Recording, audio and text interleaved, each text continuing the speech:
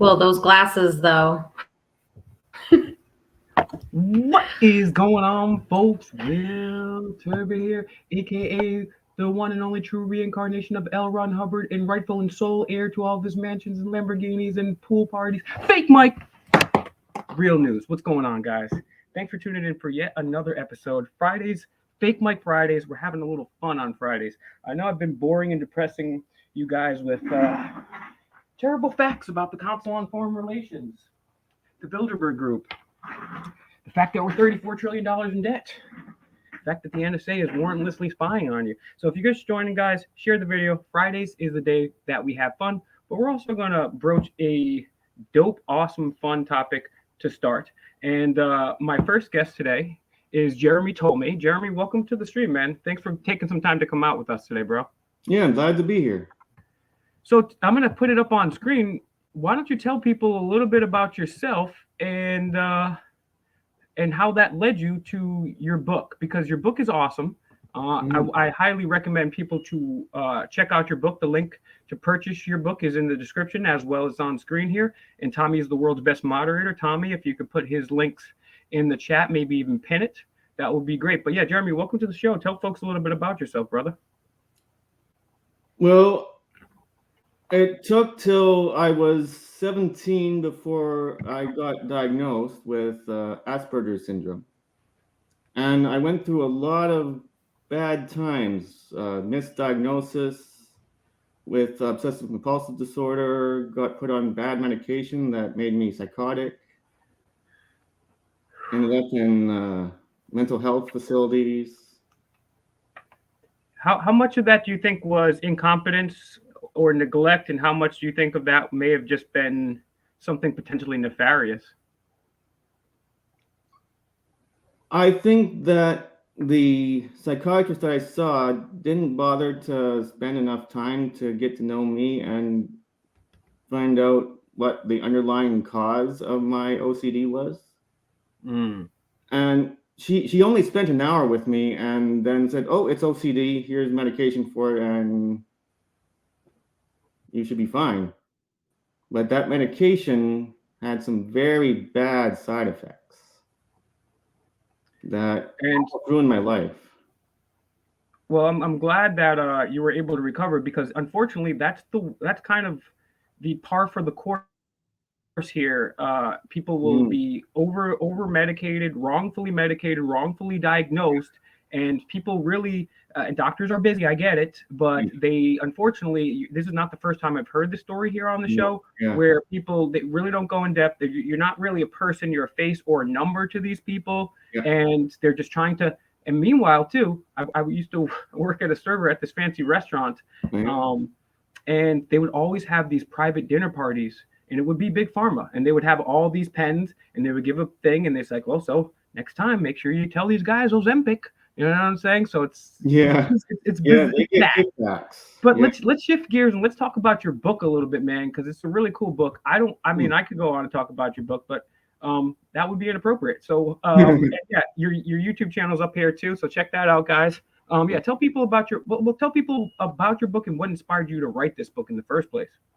I wanted to get the word out and information out about what can happen if you're misdiagnosed, about how devastating it can be for your family, and that you should not always trust doctors.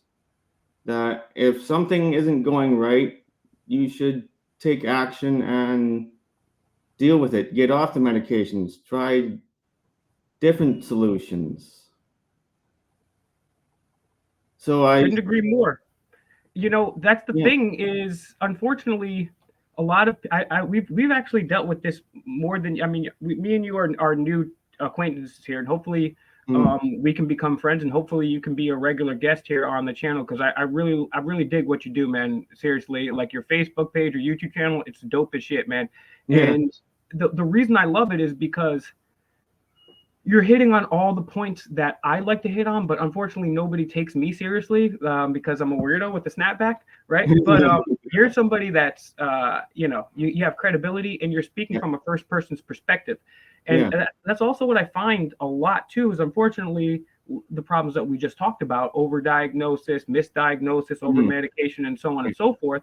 But those problems kind of become amplified too, because once you're in the mainstream medicine arena, your insurance, right? Oh, let's say you're nice enough to get medical coverage for, in Canada, you guys got everything. Yeah, we do. What yeah. happens is the inflation goes up, and then the people that are supposed to give you care have to work on the same budget that they had to do in the first place. And then if you are lucky enough to get insurance for your thing, it doesn't allow you to go ahead and check out alternative perspectives or things that are not stamped by the mainstream, which is very problematic to me. And so I really appreciate you writing this book without giving people too much. If you could give people like maybe your favorite part or a chapter of the book or something that people wouldn't expect from your journey. Things got a lot better for me once I got off the medications and started in the workforce. I did very poor in elementary and high school as far as grades go, but I excelled at college and university, which is sort of unusual, but it happens. And why do you think that was? Because in college and university, you pick what you want to learn, not get forced to do subjects that you have no interest in and don't care one way or the other whether you pass them or not. Is why I did so well in college. Yeah. Totally agree. You know, I'm really glad because you're probably the coolest thing to come out of Canada since Terrence and Phillip. And it's been a while. We've been waiting on something cool to come out of Canada. No offense. I mean, you guys have been throwing Justin Bieber at us for 20 years. Give us a damn break. Yeah. And today's scent is Derej. It's Derej pour Homme. And this is by Rasai. See, I don't even know how to say it. But the top notes are cumin, cardamom, and artemisia. The middle notes are rose and orris root. The base notes, we're getting down to the base notes, vanilla, tonka bean. Have you guys ever smelled a motherfucking tonka bean? It smells great. Amber, sandalwood, patchouli, and musk. All right. So now let's kind of pivot here, because the reason I started doing these Friday night streams is because we got to switch it up a little bit, right? We're gonna have a little bit of fun every once in a while too. And I said 10 years ago, and my cousins put it on a shirt. They said the revolution starts at home, and I was absolutely right. But then I spent 10 years becoming a hypocrite and had to relearn my whole lesson again, right? So we can't have homes if the divorce rate is 50%. That means you or your partner is going to get divorced. It's not a good statistic. So I figure, hey, instead of having people depend on daddy governments to be their baby daddies, why don't we see if we can play matchmaker? Well, at least not matchmaker. Let's at least try to cultivate some men. Gentlemen. Let's cultivate some gentlewomen out here, and let's talk about some of the things that are taboo. Yeah, Val Venus is Canadian. Sorry, Val Venus, good friend of the show. We love Val Venus, man. We're gonna have actually just trying to get Val Venus, WWE superstar, on this panel. He's got a conflict of interest, but we're gonna get him back up here real soon. So yeah, shout out to Val Venus, man. He's that dude. All right, so let's put this out here, and I want to have some answers from the chat too. I'll be checking the chat, starting with you, Jamie. And Jamie, thank you for being patient. You're muted, by the way, so you're gonna have to unmute before you answer your question. And Jamie's got some juicy stories too. She may or may not share with us later, so we'll see. We'll tease that for later.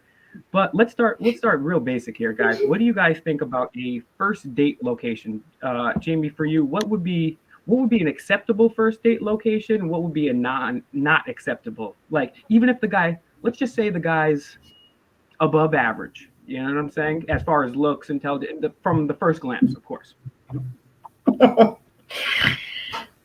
I prefer to meet somebody out in public. Obviously, there's a lot of weirdos in this world nowadays. Well, do you mind? Can I actually ask Jeremy a question real quick? I do not mind at all. Hi, Jeremy. Hi. So my 10-year-old is diagnosed with autism, and he's 10. He was diagnosed at 2. Yeah. My question, you're in Canada? Yeah. Do you guys, do they still have Asperger's as a diagnosis up there? No, it's just considered autism now. Right. Okay. I didn't know if it was any different, but I just want to tell you, it gives me hope. my son's really high functioning. He's super smart. He's off his IEP now. He's on a 504 plan. Yeah. He's doing really good, but it gives me a lot of hope to see that, you know, you're doing big things even with a diagnosis. Mm. So I just wanted to let you know what actually is the book about. It's about my life story, the struggles and the things that went right up to this point in my life. Okay, because we haven't done medication or any of that other stuff, but you know, it's something that we're thinking about. I know that typically autism comes with, you know, a bunch of other diagnoses, but like I was telling Will, his biggest thing, he wants to be a YouTuber, so he thinks that this is so cool that I'm on here with you guys right now. He's right here in the background. Logan, your mom's famous, Logan. He thinks this is super cool. He's trying to have his own YouTube channel and stuff. So I know. So anyways, I just wanted to tell you thank you, because for parents like me and stuff to see, you know, that somebody that has a diagnosis is actually, you know, a functional part of society and doing something good with their lives, you know, just makes me all that more like excited to see what Logan's going to do. Hell yeah, man. So we'll definitely check out your book. Yeah, guys. Read. On that note, guys, the links are in the description to check out his book. Make sure you check it out.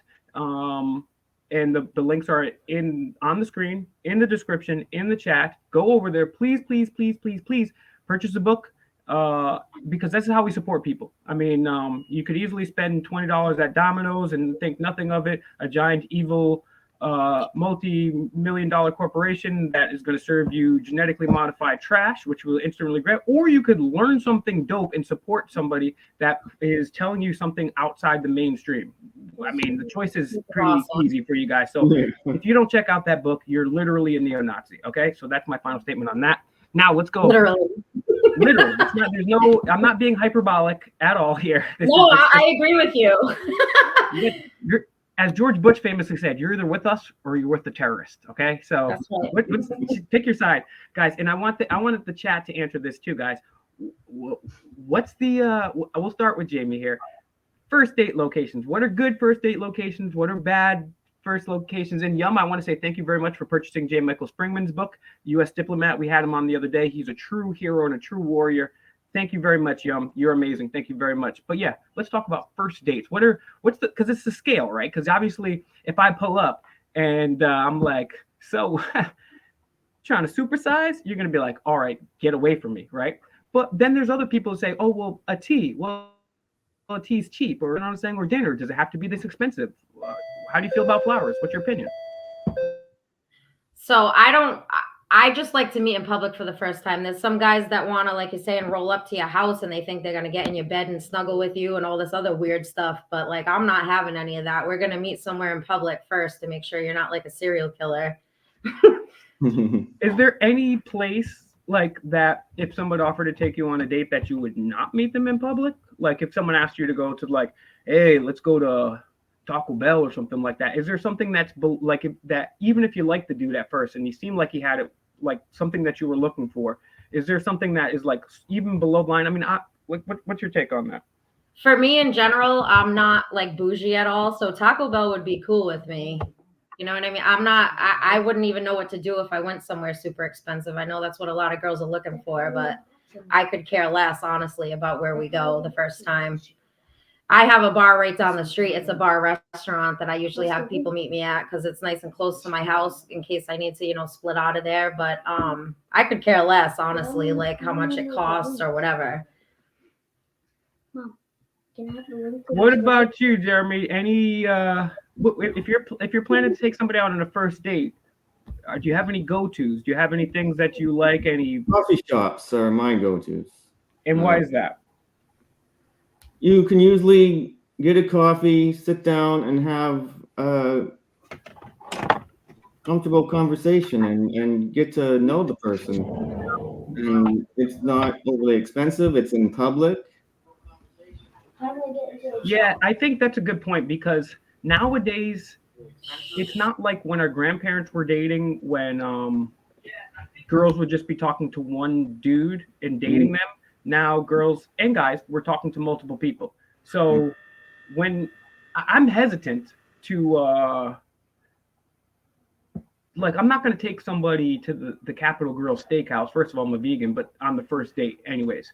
I won't necessarily skimp it. I have done coffee, and I think coffee is a good thing.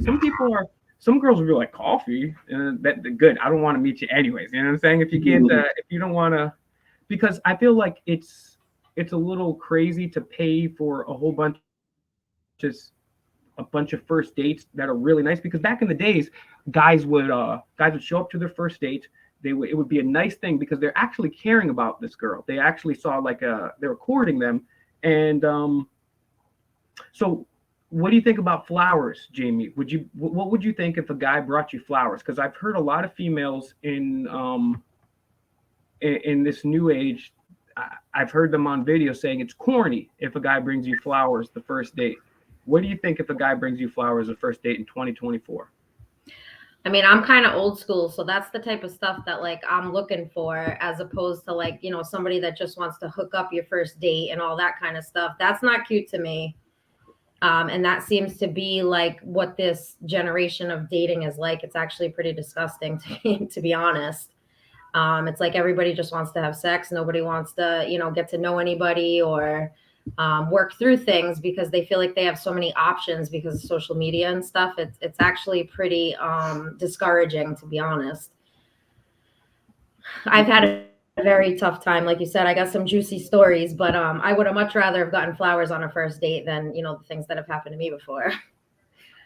Jeremy, what do you say, man? There's a girl and you talk to her a little bit. You kind of like her. You think she's, you know, because the difference between guys and girls is guys, when we go, and correct me if I'm wrong in the chat, and I'll go to the chat in a sec, right? But guys, when we go on a first date, we're looking for reasons to say, yes, she is the one. And girls are looking for reasons to say, no, he's not the one, right? Like, would you agree with me on that, guys?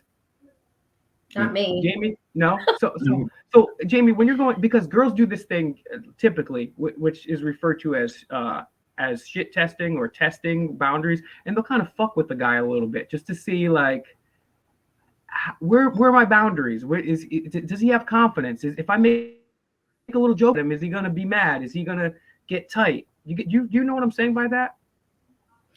I do. But in my experience, the only way that guys really test you is to see if you're gonna sleep with them or not. So like from my perspective, it's a little bit different. Sure. So now let's let's go back to Jeremy too. So you got a chick, you like her, she seems like a decent chick. Are you bringing flowers on that first date? That's a hard one.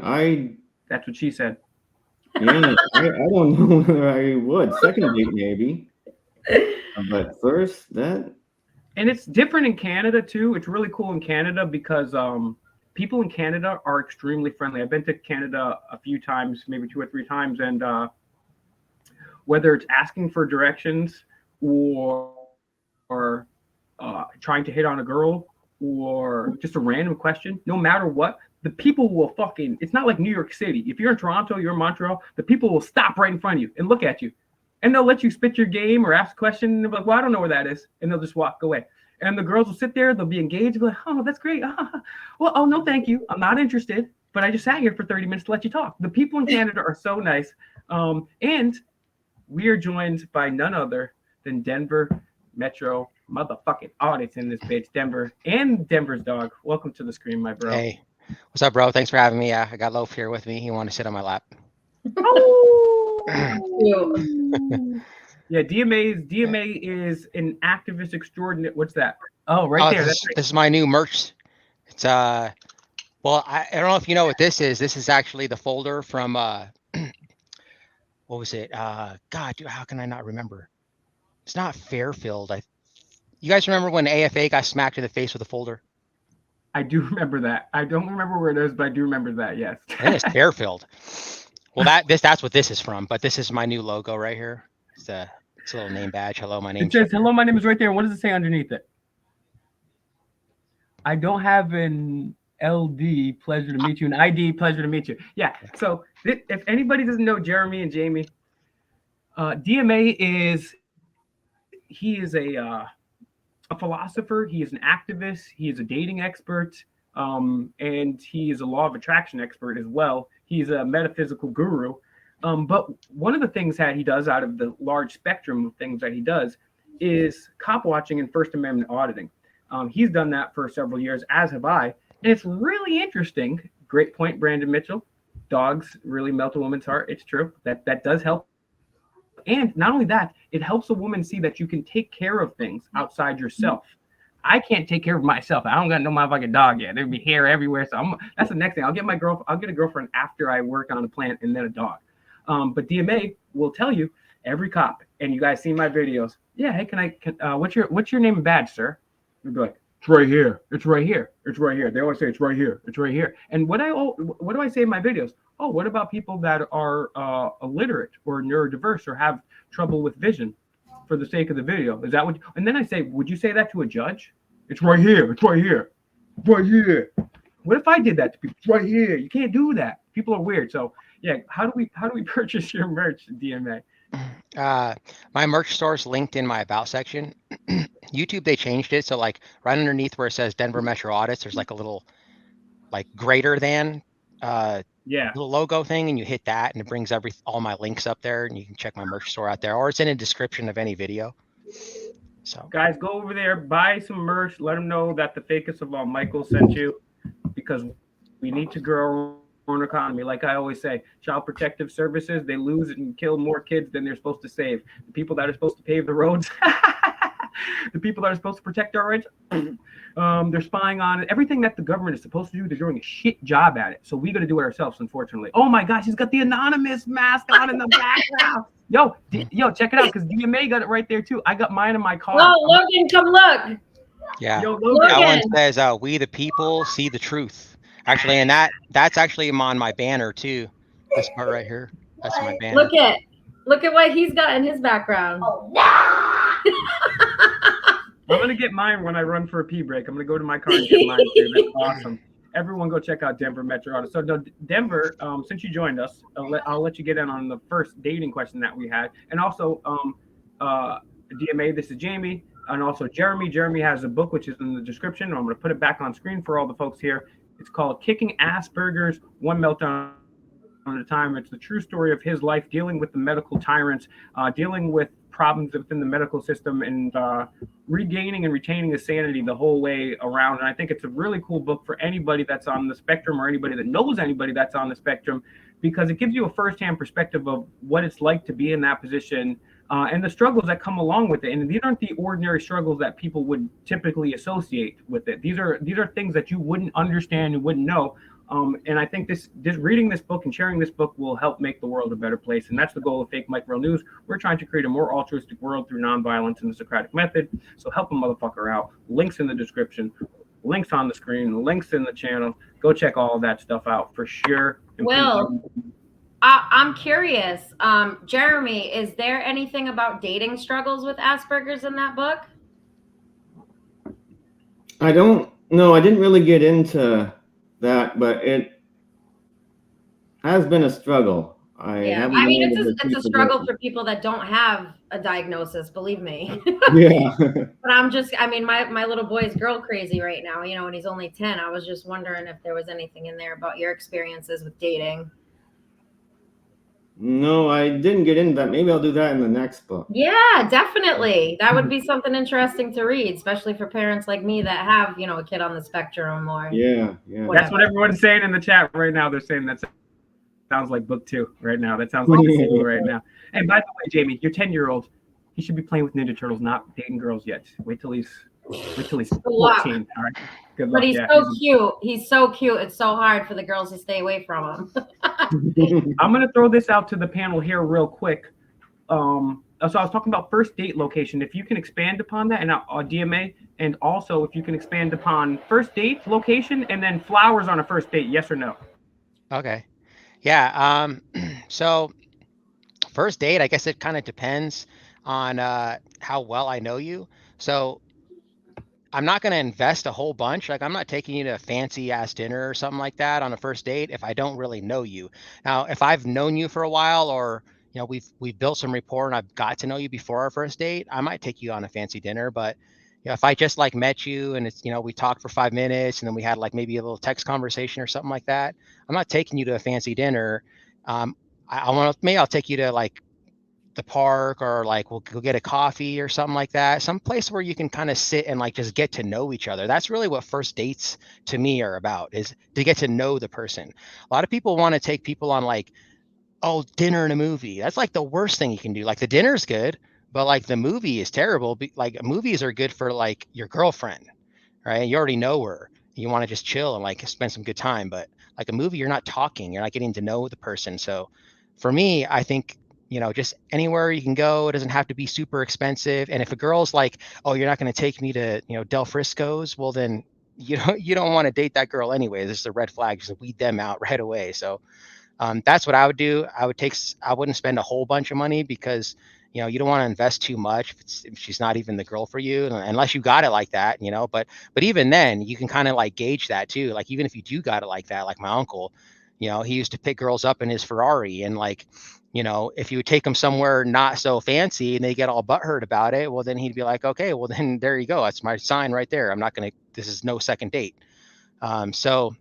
And then the flowers thing is kind of the same thing. I mean, I've done the flowers thing before, but I don't think it's like, I don't know. It's kind of a weird thing. You don't want to seem like too try hard. You know what I mean? That's kind of how flower seems to me. Not that you don't want to be chivalrous, like you still want to open the door and, you know, stuff like that. But like, you know, you open doors for women because you're a gentleman, not because she's a woman, right?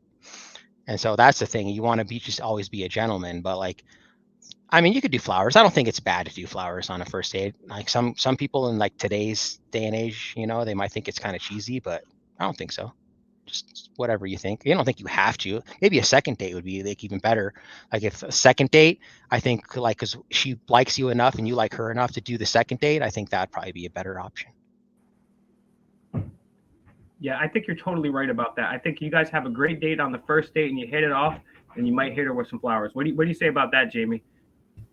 What do you?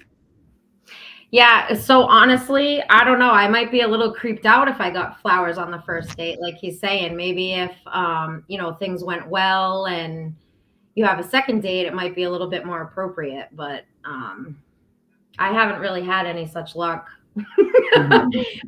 with going on more than one date. I mean, I recently got flowers from somebody just because I was having a bad day, which was kind of nice, but it was way more than the first date. So, you know, it's nice to feel appreciated and just like somebody cares enough to, but yeah, the first date, I don't know. I think I'd be kind of creeped out. Yeah, for me, sometimes I don't even know I'm on a first date. Jeremy, let's elaborate on that. What does that mean? I've had women ask me to go for coffee, and at the end of it, they asked whether I'd be their girlfriend. I didn't even know I was on a first date. It was That's like, pretty cool, man. Okay. Well, Jeremy, I've never even gone for coffee, so you're doing better than me. It's always been, you know, alcohol drinks, not coffee. Yeah. You know, the best of both worlds is if you guys have an Irish coffee. I haven't drank coffee in over a year now, but bro, Irish coffee would be a perfect way for me to ruin a first date. I'll just get hyped up. I want to shut the fuck up. And I'm like, did you know? In 1893, the Royal Institute of International Affairs, and it would be no. I'm Harry Carey. I just realized I'm Harry Carey. I'm Harry. One time I ate 12 hot dogs. I didn't even. So Jamie, being a female in 2024, I'm sure. I mean, it's crazy, right? Because let's talk about this, right? And I've asked a few people that have been on the panel this before too, and I probably asked you this in private before too. I asked all females that I know this. What are the most common, best, worst, and craziest pickup lines that you have gotten in real life in DMs? God. So I ride a motorcycle, you know, which is not typical for a lot of females, but the worst pickup line I've ever gotten is, you know, oh shit, you ride a bike, I'll let you ride my face. Like, come on. You can't come up with something better than that. Like, let's be honest. That's pretty lame. That's really lame. That's worse than did it hurt? It's disgusting. Yeah. Like, bro, really, bro? it's absolutely disgusting. I just feel like so violated and disrespected every time somebody says that, because I'm just like, wow, that's just the lamest shit you could have ever said. The best pickup line, I don't really know if there's ever been a best pickup line. Like, I'm pretty good at having conversations with people, even if they just text you with hey. I'm usually pretty good about being able to just talk to somebody. I haven't really come across anybody that I'm like, oh wow, that was a good one. It hasn't really happened for me yet.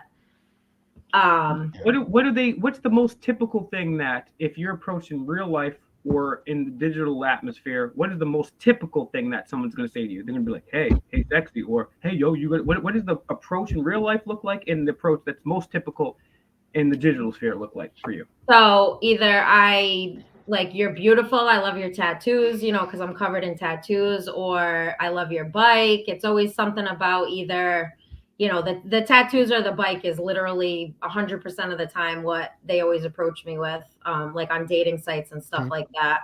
Which again, it's lame. I don't know. No, I don't think it's lame. I think that's we were talking about last time. That's the women. That's a women version of peacocking. You're giving the men something to approach you about, right? Right. So like if you have the tattoos, that's a good opener for them. It's something like they can just say, you know, like instead of hey, I like your earrings, they can say I like your tattoos, or like, you know, keep moving with that and stuff. But I had a question. What kind of bike do you ride? I have a ZX6. I'm getting kind of old. I'm getting kind of old for that shit, though. I think it's time to upgrade from a crotch rocket. My back is not what it used to be. Oh no, stick with the crotch rockets. I don't know, but not to brag, guys. I got a mongoose and it's blue. So if you guys ever want to prowl with the big daddy, I got tassels. I want to get a Gixxer. I've never. Was it? I say I don't.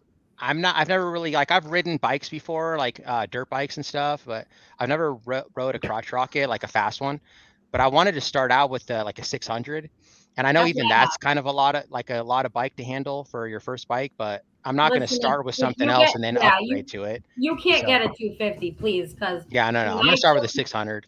When I took my riding class, half of I was probably the only chick in the class 20 years ago, and 90% of the class couldn't even keep the 250 on two wheels. They were dumping it, and I mean, it was embarrassing. We got to pause real quick for a couple of reasons. One, the link to Jeremy's book, Kicking Ass Burgers, is in the description.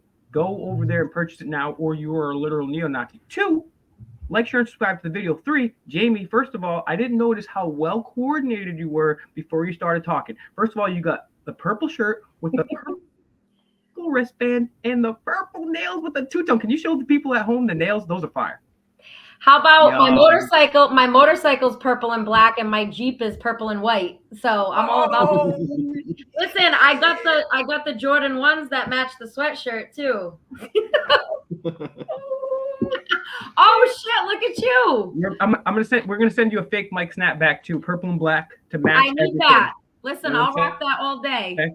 I will tell you what, and you are extremely well coordinated. I'll give you credit here. I honestly planned this live stream because I hate my mom, and I was just gonna take it all out on you. But you're so well coordinated, I'm gonna skip that. We'll do that next week.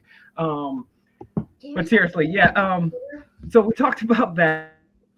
Okay, so let me ask you one more question before we move on, Jamie. Too. It's big shout outs to Logan, future YouTuber. I'm gonna be living on his couch in the future. I'll be like, remember me. Hey, Logan. I want to ask you, 2, 3, 5 guys approach you, not at the same time, but they're all about the same intelligence. They're all about the same looks. What is the difference between the one guy that approaches you and doesn't get your number and the guy that does get your number? Because everyone's going to approach you with something, but then there's this little space here. There's a space that you're feeling out like, okay, is this guy awkward? Is he lacking confidence? Is he going to say the wrong thing? Because it's tough enough for a guy to go up to a girl in the first place. And then you got to figure out what to say to this chick. Hey, so how about the Knicks? You know what I'm saying? So what is it about that magical space right there that determines if we're going on a date or not with Jamie? So like if it's on social media or like the dating sites or any of that, like a lot of the guys just like to hit you with the hey, like, okay, like what else am I going to say to that? So I'm going to pause everybody right now and I'm going to go back to Jamie. Hey, if you're heying people in your inbox, I've looked at girls' inboxes. They all say hey. they all say, hey, you're not going to get a response. I mean, luckily you have some sweethearts. There, people will respond to you, but it's an infinitesimal amount of people that respond. If you're a guy, don't say, hey, hi, hey, beautiful, hey, sexy. Don't start with that. We'll give you some best practices after the fact, but don't say, hey, hi, hey, nice ass. Not good. Not going to work. Listen, I work real hard on my ass. Well, you know, I do legs twice a week at the gym. So if somebody's talking about my ass, that's kind of flattering to me. I thought you were old school. Well, I am, but I also work my ass off in the gym. So that's another thing I usually put in my dating profile. Caught you in a lie. Come on. I am old school. I'm not. Nope. That's not the lie I caught you in. The lie I caught you in is you said you had an ass, and then you said you worked it off in the gym. Which one is it? It means I work my ass off in the gym to have a fat ass. You know what I mean? So if somebody's, you know, not just being a pig, but genuinely like, you know, a gym guy that knows when you work on, you know, your quads and your glutes. What if I was like, by the way, Will, these are the ones that match the sweatshirt I have on right now. Yo, fresh. You're fresh as hell. Listen, sneakers is a big thing for me too. If you approach me and your sneakers look like shit, I'm not even going to talk to you. Yeah, a lot of girls are like that. A lot of girls are like that, bro. But you should see my collection, though.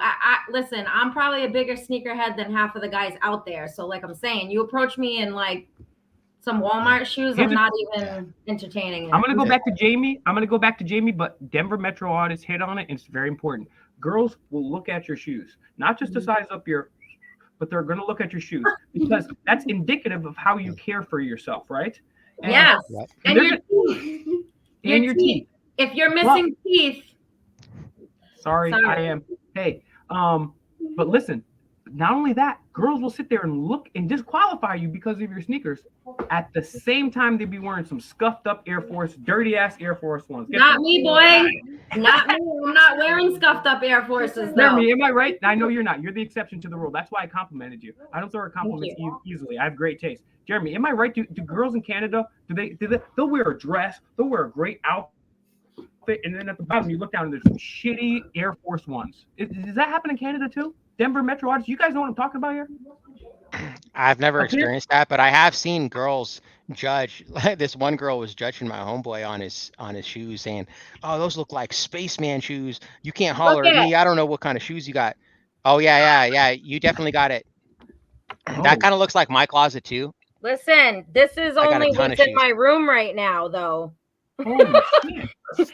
Yeah, it's a little ridiculous. So your shoe game's got to be on point, or else forget it. So my shoe game used to be more on point. I used to have a pair of shoes like to match every outfit. Like I have some green Dunks for like my green stuff, and I got my red Adidas shell toes, and then I got all these shoes. But then what happened actually is, and then my shoes last forever, like the last like 10 years plus, because I don't wear them all the time because I have so many, and then I take care of them. I clean them, all that. So like, but what happened is actually I grew a whole shoe size. So I figured out what happened actually is when you get older, your feet start to flatten. So since I lost some arch in my shoes, my foot got flatter, which means my foot got longer. So it's actually like a double negative because since my foot got flatter, I lost a full inch in height, and I gained a whole shoe size. That's wild. So I had to throw a ton of shoes away. Actually, I have a whole bunch of shoes at Sweet Tea's house right now.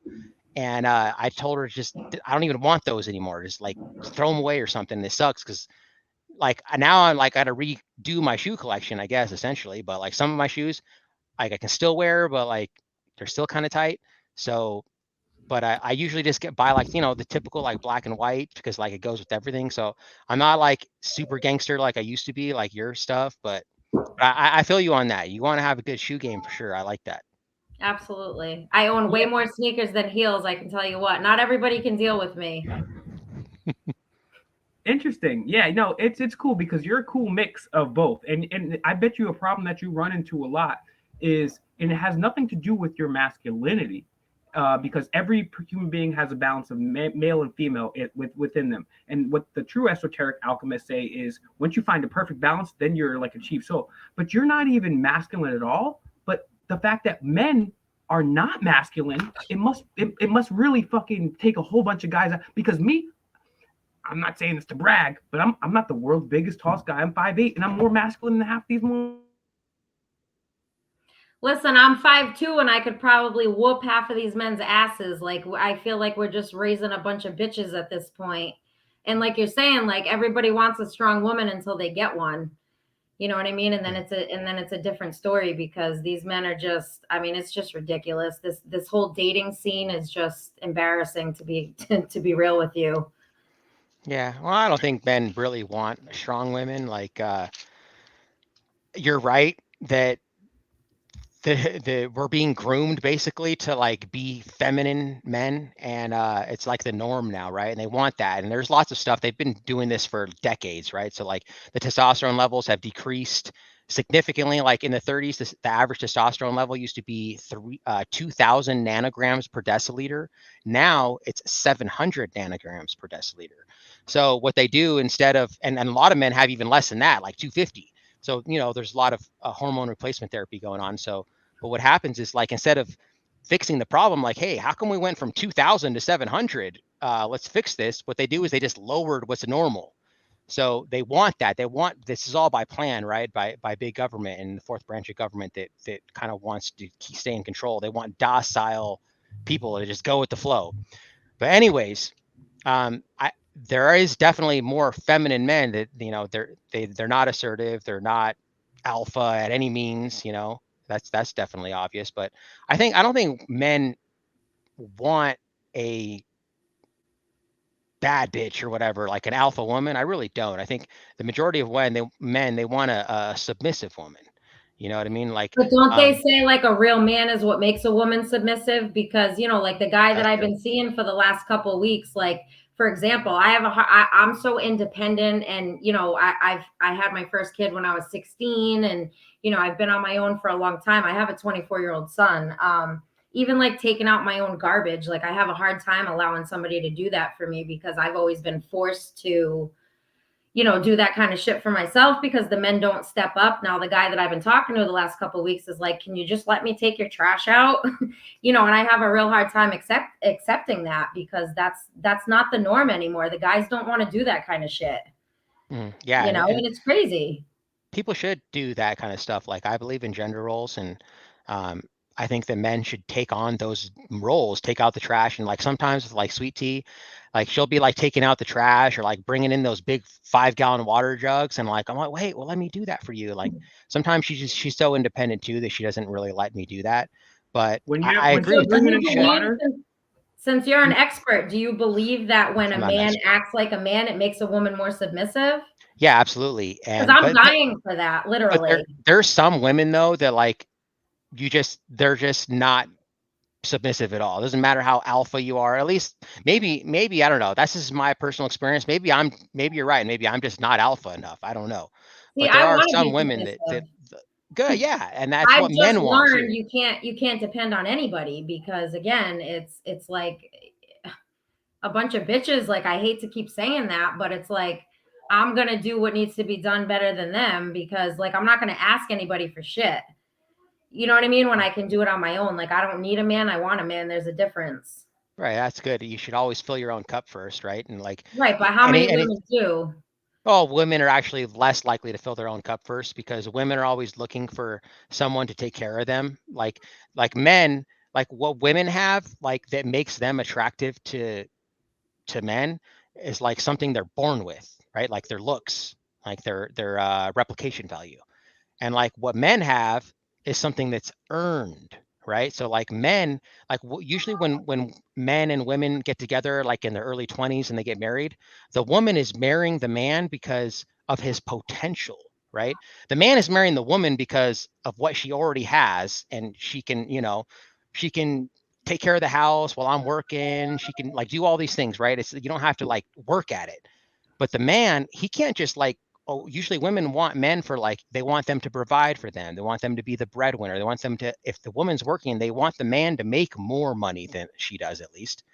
And so like that stuff doesn't just come, like that takes like 10 years or plus to like accumulate. And especially if you're doing career changes, you have to like work at that. So what a woman is looking for in a man usually is the potential of what she sees a man to be. Which, yeah, I agree. I think that you're right. But I also think another huge problem nowadays is, again, people have too many options. So, like for me, for example, I was married for 8 years. We have my 10-year-old together. We owned a house. He was military. I would hold it down every time he went away, blah, blah, blah, blah. Well, come to find out, he's fucking the females in his unit.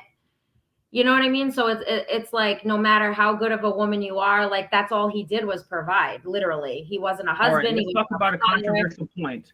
I want Jamie's perspective on this.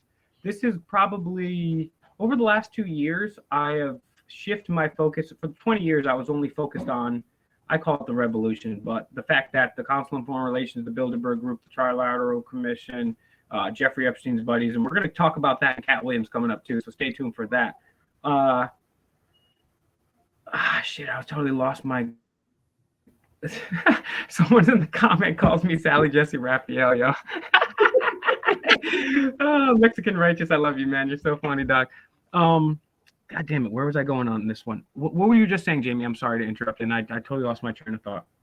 About how he was just a provider. He was a shitty father. Okay, so yeah, this is the controversial thing. Okay, so I've heard, and so I kind of, and I always stay in the revolution. That's my main topic. But over the last 2 years, I've delved into more making money, business, psychology, dating, personal, like development type shit. And the most controversial thing I've heard on all these panels, from the bootlickers over at Fresh and Fit to the whatever podcast to Kevin Samuels to Sadia Psychology to all these dating gurus, is some of the men, and I want to hear what you have to think about this, Jamie. And I'm not going to say anything either way, at least not yet. But they say that a few of these people, not all of these people I just named, but Fresh and Fit is one of them. They will say that if men and women cheat differently, they will say that a man, if he cheats, it wouldn't be just sexually. A man could go out and have sex with his woman. I'm not saying I condone or disagree with this theory, but I'm curious to hear people's perspectives in the chat. I'll be checking too. A man is not cheating on you if he has sex with a woman. A man only starts cheating on you if he starts providing and protecting for another woman. But whereas a woman, because men in a relationship, they look for three things, in my opinion, if I could sum it down. They look for looks, they look for loyalty, and they basically just don't be an annoying douchebag, right? You know what I'm saying? Looks and loyalty are really the only two main things that men look for. They want a woman to be sexually exclusive to them. Whereas women look more for protecting and provisioning and they care about looks as well too, but they're less important to a female than it is a man. So what would you say to that, Jamie? If you had a high value guy, like who's your celeb? Let's even jump over a couple questions here. Let's actually, we're gonna get to Jeremy and DMA on this too. But who is, like, if you could, who's your celebrity crush? Like anybody in the world, with celebrity or non-celebrity, if you could be one, who's the hottest person in the world to Jamie?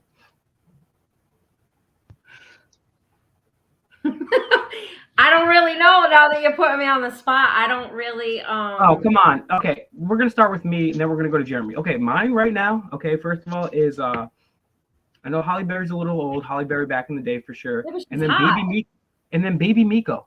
Baby Miko, call me. I sent you like 4 DMs, bitch. Holla at me. Holla at me. Jeremy, who's your celebrity crush? Jeremy, who is somebody that you would drop everything to be with? No, I don't know. That's a Hey, I'm glad I'm not the only one, Jeremy. You guys are liars. DMA, who's your celebrity? And if you're dating somebody right now, you don't have to answer this question. No, I'll answer it. Yeah. I mean, Sweet Tea is a celebrity, kind of, right? Like she's a public figure, so I mean, I guess I kind of like got my. You guys are a power couple. Are a power couple. Okay, I shouldn't ask you that question. Sorry. It's just I felt left out because Jeremy and Jamie over here lying like they don't have a celebrity crush.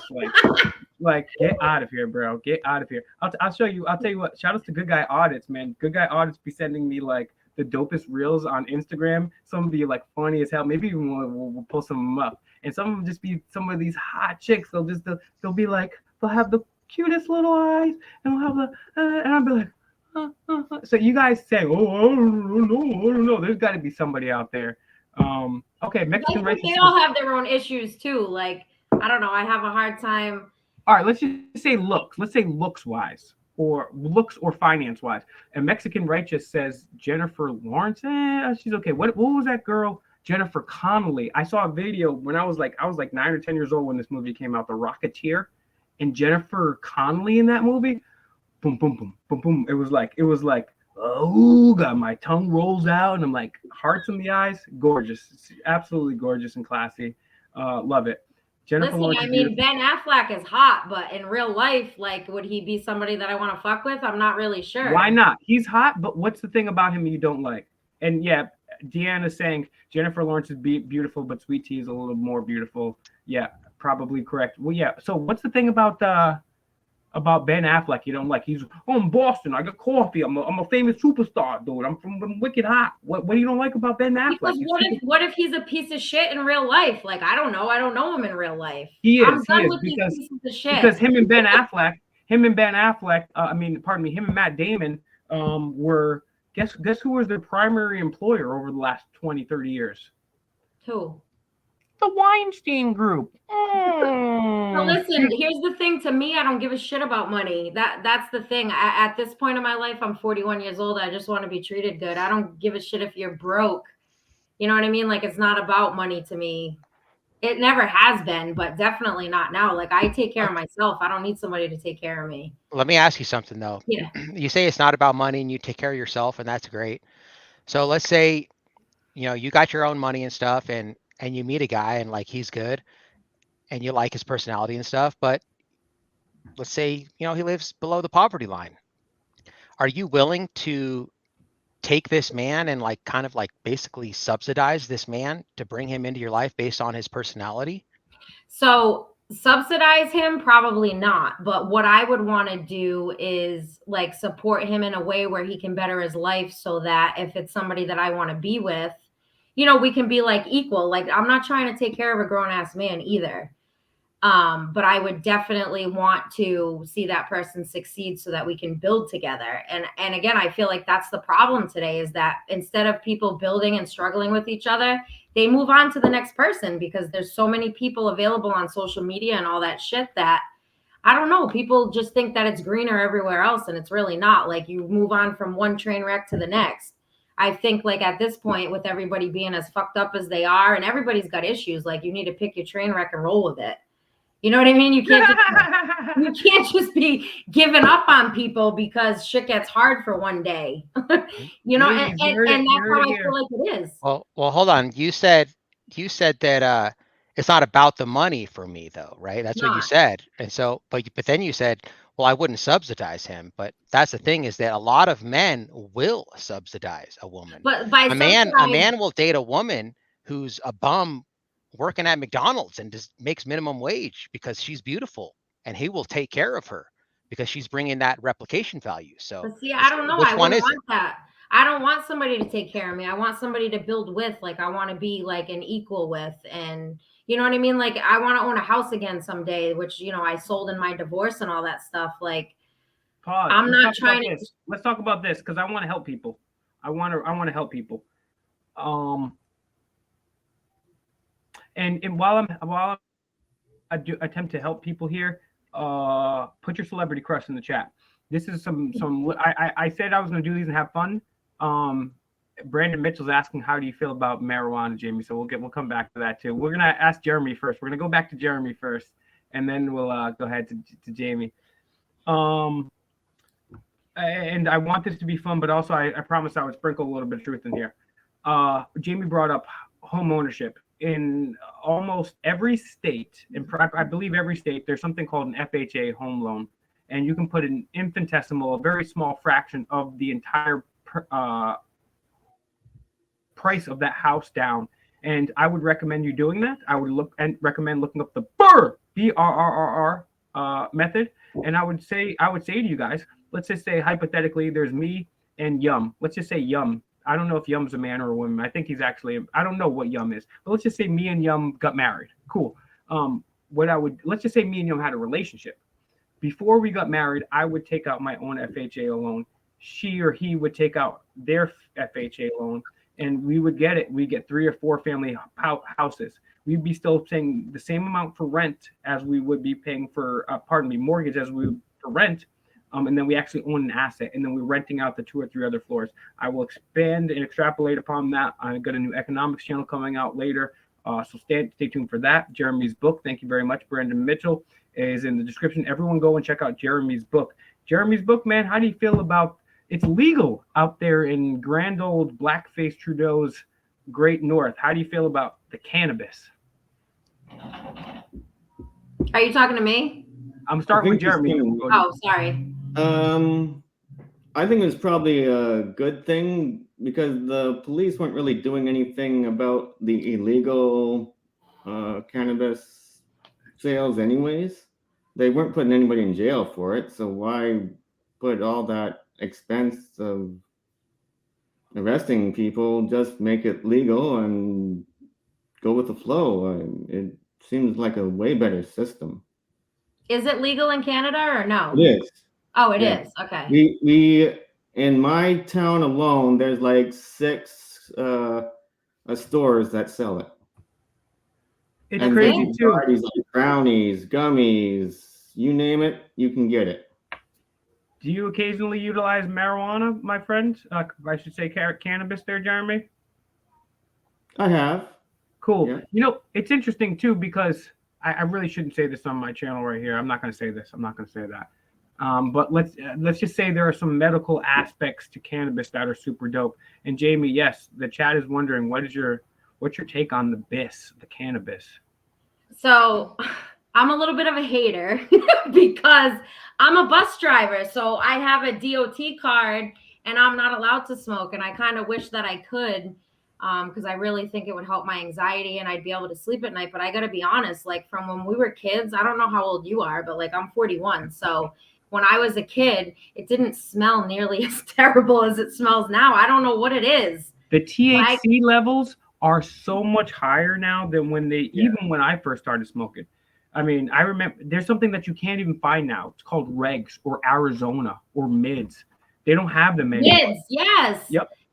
I mean, now everything's like 30%, bro. And they got these dab pens. They're like, this is 98.9% Bob Marley's ashes. And I'm like, I'm coughing up my duodenum in my uterus. It's bad, right? So you definitely gotta get used to it. But let me say this too for the people out there. There's something called monkey piss. And it's not just something that Auditing America drinks when he can't find a female to abuse. It's a synthetic pee that will help you pass a drug test. And I can tell you where to buy it. You can smoke your balls off and they will never be none the wiser. But let me ask you a question. A fake penis. Me being a school bus driver, so if somebody said in the chat we had a drunk driving issue, now we have a high driving issue. So exactly. So like I drive a school bus. You wouldn't want me driving your kids to school high, right? False. It depends how you react. Because me, when I drive, if I drive high, it's like the same shit. Like when I first started smoking weed, like 20 something years ago, I was like, oh, we're at the beach. I was like, oh, wow. Yeah, but they say it takes a lot longer to react when you're driving, right? So that's what I don't understand too. Like when I'm high, whatever I'm doing it better. If I'm tearing up a buffet, I'm fucking that buffet. But if I'm having a philosophical conversation, I'm getting in that. If I'm driving, But listen, actually a better driver high. If I want to smoke weed on my own time, that should be my choice, right? Yes. So the problem is that they can't distinguish between whether or not you're high when you're driving or if you got high over the weekend, which kind of sucks because it does because it stays in your body. And let me sleep at night, I feel like I should be able to, but unfortunately with a DOT card, they can even breathalyze you. So even tonight I've been drinking. If I had to go to work tomorrow, I'd be in big trouble. Because a CDL is 0.04. You know what I mean? Like I would literally lose my job. And to me, it's my business if I choose to smoke when I'm not on the clock. But unfortunately, they can't, distinguish the difference of when you actually did it because of how long it stays in your system. Jamie, thank you very much for joining the stream. Jamie, what's your Cash App? What is something that you want to help people? Do you have something that we can do? Because you first of all, you're super smart. You're super well put together. You're super well coordinated. Honestly, not to hate on you, and I kind of do this. I just have low expectations for people because I'm a realist, right? And you came in here, and honestly, you were like, "Oh, you're like, who me? What could I possibly know? What could I possibly talk about?" And then you solve the mystery of life. Okay, so what's your Cash App, and how can what do you want to promote right now? Everyone, like, share, and subscribe to this video real quick too. So my Cash App is, what is it? $Logan920. Logan920, $Logan920, $Logan920, $Logan920. Tell him that the fakest of all Mike sent you for the anonymous mask. And Scotty is saying he lives in Elliott, Maine. Yo, I used to live in New Hampshire. I used to go to that dispensary out there in Elliott, bro. I used to pay $50 for a goddamn ape. It was ridiculous. Now let's switch gears a little bit here. Let's start with Jeremy here, man. I did a stream recently about the latest Ghislaine Maxwell documents. People call it the Epstein list. It's not the Epstein list, it's Ghislaine Maxwell documents. Not to toot my own horn, but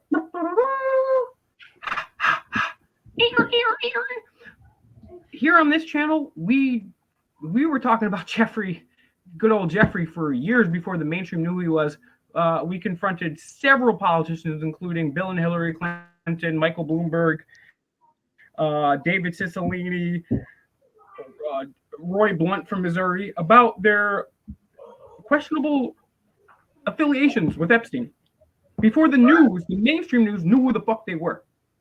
And now we have all this information coming out. Jeremy, what's your take on these new documents and just Jeffrey Epstein in general, right? And what it says about, and we got Jamie's Cash App in the comments and on the screen here, guys, so please go support. Man, what does this say about the world when you got somebody like Jeffrey Epstein, who's connected to Weinstein, which connects to Ben Affleck and Matt Damon? He's connected to MIT, Harvard, academia. He's connected to artificial intelligence and Sophia the robot. He's connected to all these banking interests. He's connected to the Modern Museum of Art. He's connected to the Rockefellers, the trial. I mean, this is something that penetrates every aspect of our life. What's your take on, just in general, the revelation that Epstein and Ghislaine Maxwell were doing these crazy things, and it doesn't make a difference whether it's Trump or Clinton, really? No, I think things are just getting really screwed up, and it's screwed up, man. What do you think the people of in Canada in general? First of all, bro, we're gonna let me just ask you a completely random question, and we're gonna get to DMA and Jamie about this. But if you could live anywhere in the world, where would you live, Jamie? I mean, not Jamie. Jeremy. probably where I'm living. The weather isn't bad. The government tends to treat you right. The weather isn't bad. Yeah, we In get Canada? 1 day of snow a year. How many?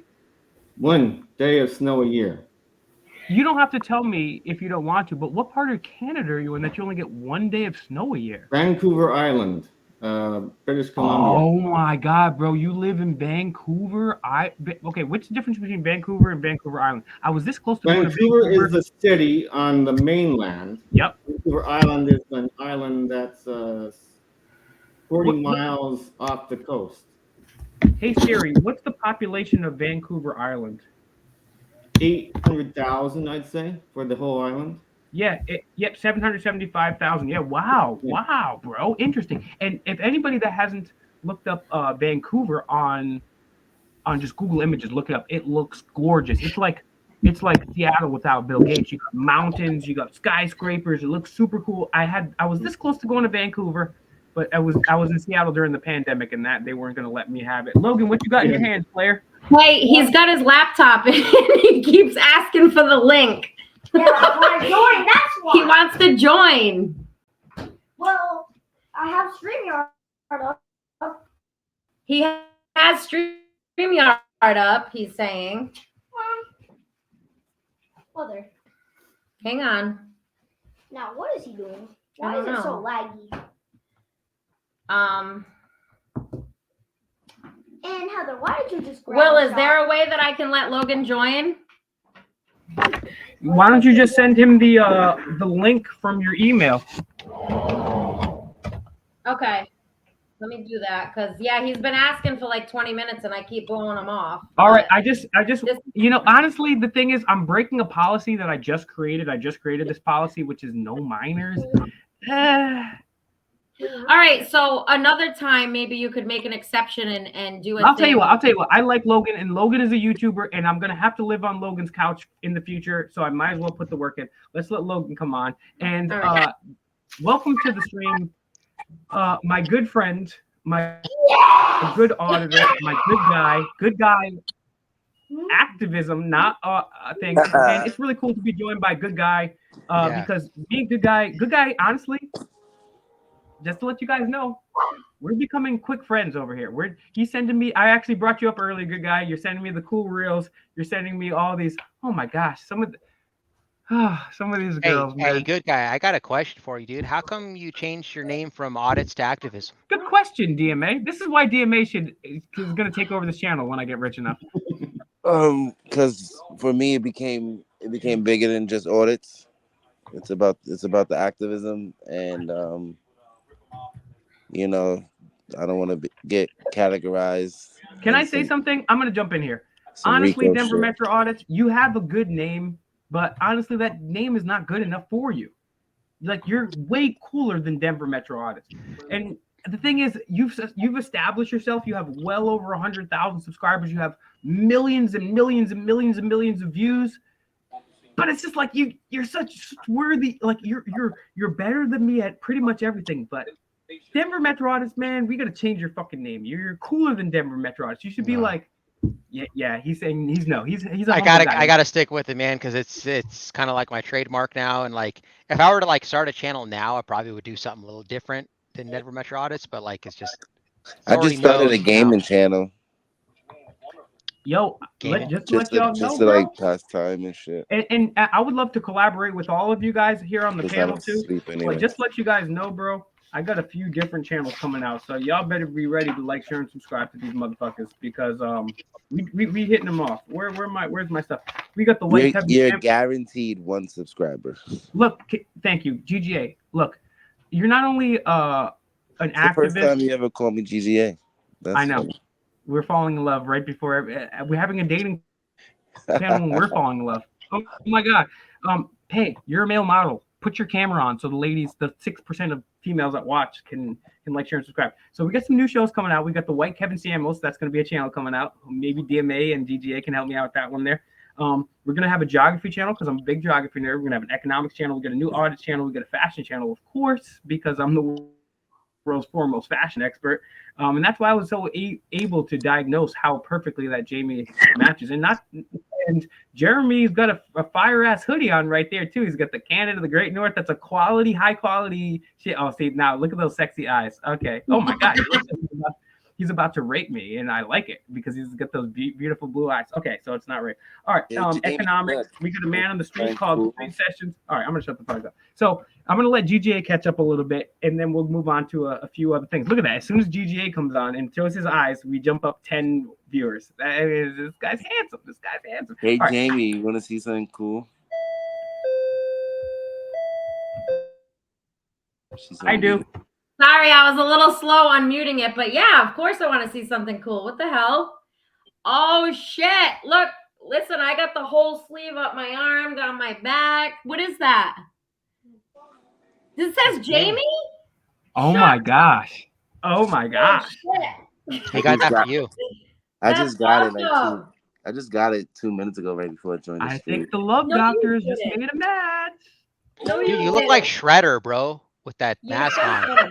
DMA, I just turned my man crush from GGA to you because dude, first of all, you know about the dating shit. First of all, you know about the auditing shit. Then you know about the law of attraction shit. And then you just reference the Teenage Mutant Ninja Turtles. And for anybody that doesn't know anything about fake micro news, there's 2 things that fake micro news never leaves home without. One A condom. is this.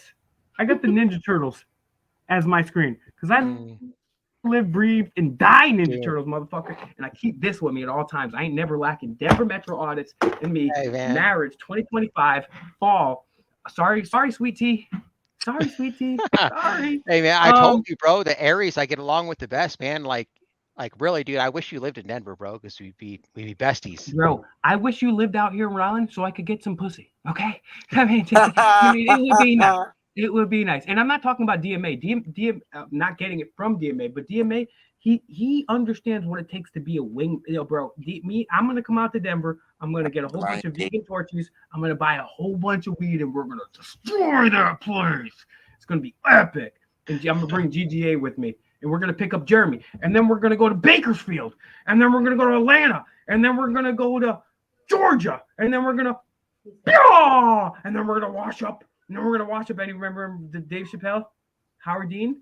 Nobody? Jeremy's giving me a pity laugh. And thank you to Jeremy. Everyone go check out Jeremy's book. Jeremy's book is on the motherfucking screen. It's called Kicking Asperger's. It's called Taking Asperger's and Telling It to Suck It. This is the true story. And we got... future YouTube sensation right here, making his very first appearance on Fake Mike Real News. Logan, man. Logan, welcome to the stream. Thank you for joining us, brother, man. How you doing today? Good, how are Doing you? good? I'm excellent, man. Let me ask you a very serious question here, young man. Who is your favorite Ninja Turtle? What's your favorite show on who's your favorite Ninja Turtle and what's your favorite show on the TV right now? He likes the inappropriate shit. That's man after night. All right, Logan, who's your favorite YouTuber? I'm asking a kid what he likes on TV. That tells you I'd I'm like a say boomer. maybe Mr. B. Are You Super Serial? Are You Super Serial? What's that channel about? What do they do on that channel? Is it gaming? Huh? Is it gaming or pranks? What do they do on No, that it's channel, like it's like they have Kermit the Frog. Hold on. Jamie, mute up while he's talking so you don't get the echo. Hold on. I look at this proud mother's face. I love it. I love it. This is so cute. Logan the superstar. Michelangelo. All right, guys, put it in the chat. Who's your favorite They mother? basically have a Michelangelo's Kermit everyone's. puppet. Hello there, Kermit the Frog. Is that Kermit the Frog or Jordan Peterson? I don't know. They talk You exactly know the what? same. Hold on. I like Jordan Peterson. I don't like Jordan It's me, Peterson. Kermit No. the Frog. So Logan, dog. All right, Logan. Go back to your laptop. Well, All right, let's we'll see if he gets back for a second. Go ninja, go. Remember, do you remember the pizza thrower? Yeah, Little bro. tank thing with the pizza thrower. Dude, I don't know how old you are, bro, but like, we must be like close to the same age. I don't want you to like say I'm your gonna age out here. I'm gonna Will Turbot, Fake Mike exposed, age exposed. So, technically, if you look at my driver's license, the government, and just in case you don't know how to spell it, it's government. It's GUBAHA mint. Government. The government would say that I was born in the year 1982, which would Me make too. Me too. We got three 1982 All babies right. in here. Anybody in June? Are you a Gemini? However, I am a Gemini. Are you? Geminis are You're like the bad awesome. one. No. hey Jeremy, Two of my what's your children are Geminis. what's your sign, Jeremy? Capricorn, Ooh, so when's your birthday? December 27th. Ooh, so you just happened, man. Did you do anything awesome for your birthday, man? Not really. Watched the new Flash movie. Interesting that you say that because in high school, girls called me the Flash. Not only because I like to flash him, but how quickly I came in bed. Jeremy, Yeah. Logan's birthday is December 7th. Is he the same sign as you? Logan, you're December 7th? December 7th. What? No, that's the sign before me. birthday's Mine's December starting December 21st. Logan, you're December 7th. No, his birthday is September 20th. Yes. Exactly. Okay, so that's like a cusper. My He's birthday a is cusper. September 21st. All right, Logan. So we you're a need the cusper tea, too. Logan. You are a Capricorn, but Me? Logan, you're a Scorpio. No, no. I only know about Gemini. We're both Virgos. Gemini. Wait, I thought you said December. No, September. I did, but Oh. he said, wait, my birthday's in December. That's my daughter. She's 19. I'm Exactly, Mom. I'm September 21st. Okay. Yeah. Oh, That Earth energy. where are you? We can't even see you. I'm hiding. He's got his I thought mask he was on anyways. model and shit. I want to see what his No, face looks like. I'm not December 7th. I Come on, wonder why my TGA. mom said I I'm can't December show my 7th. face Oh. too much. Everyone TGA, throw your come on. birthday in the if you want to, you don't have to dox yourself, but if you want to, throw your birthday in the chat. And your sign, your sun sign. I'm gonna give everybody. I'm gonna give my signs right now. I am in Aries with a Libra moon and a Libra darling, and I confirmed this because I called Miss Cleo No. and she said, "You're a Libra, aren't you, darling?" Logan, Bro, I'm let me reading ask the you. chat right now, and they're saying, bro, my sister's December 7th, I think. That's cool. December 7th. Yeah, My they're bad. saying Yeah, December my 7th. sister's December 7th. Not me. I'm September 20th. What did you want for your birthday this year, my G? What'd you get, or what did His you want? birthday's the day before mine.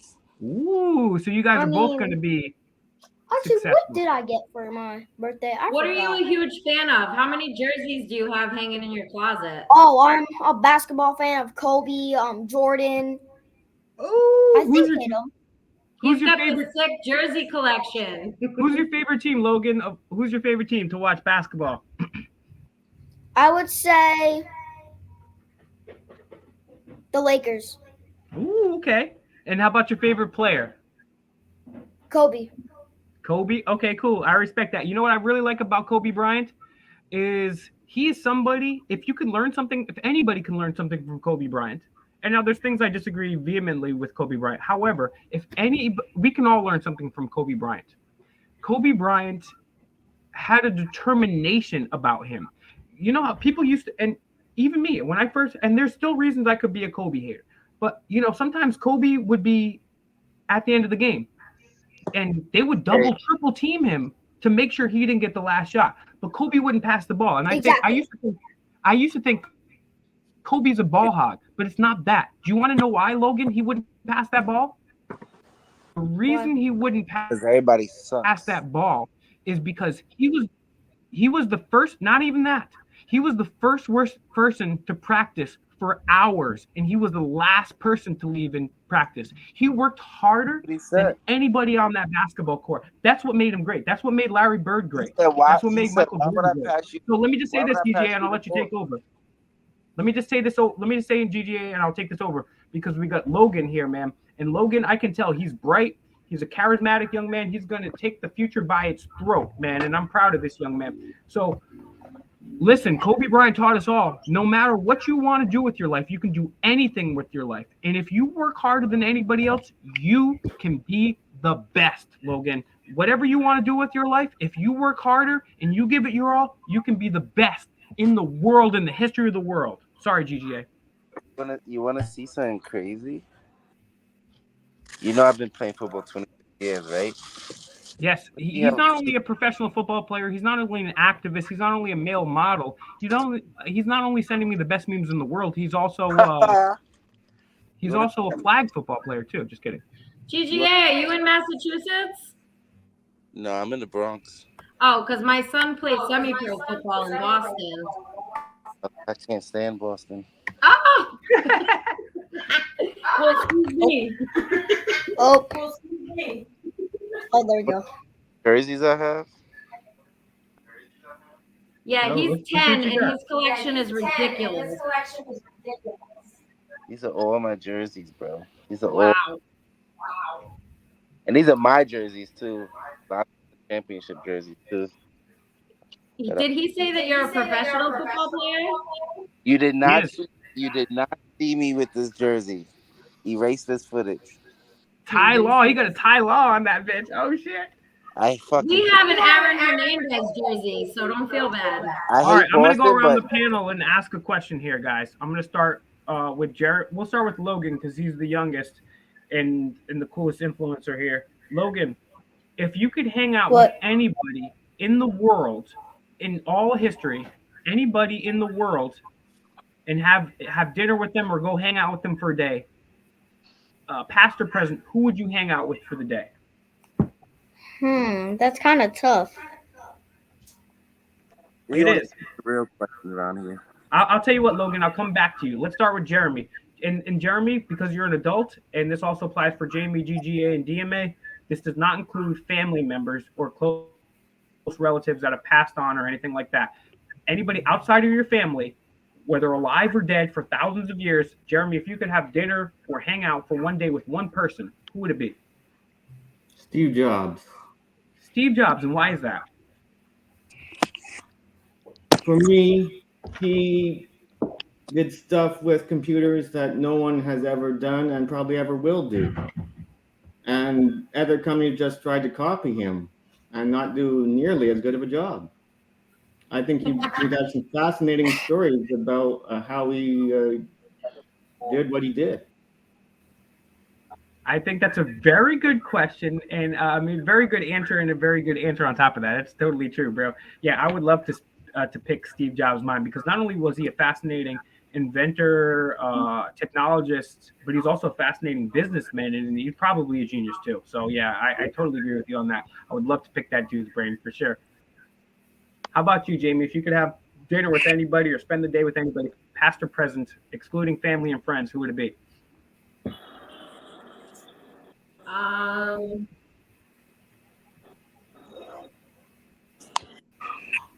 don't know, maybe The Rock. The Rock? Hot. I mean, Bless you, love you. Oh, so now we know big your boy, celebrity he's a crush that rising you weren't going to movie tell star, us. Like he does all kinds Yes. of different stuff. That's a celebrity crush. And I'll tell you what, Jamie, I brought this up earlier. A lot of officers would always say, I'd be like, hey, what's your name and badge number? And they have to, by policy, identify themselves. There would be some that still don't anyways. But I was like, bro, I grew up with wrestling. And then one day I was in, I forget what state house. I was like, bro, why didn't I do this before? And they'd be like, oh, it's right here. What's your name, badge number? So I was like, I told Auditing America, who was my friend at the time, who now I realize is a piss-stringing women abuser and is a loser. And everyone go unsubscribe from Auditing America, the loser right now, who's not an auditor, who's yeah. If Jamie, if you could mute up, yes, you did, awesome. Auditing Erie County, man, I'll send you the link if you want to join us. I'm talking about the piss-drinking Auditing America. Sorry about that, Logan. Might be there.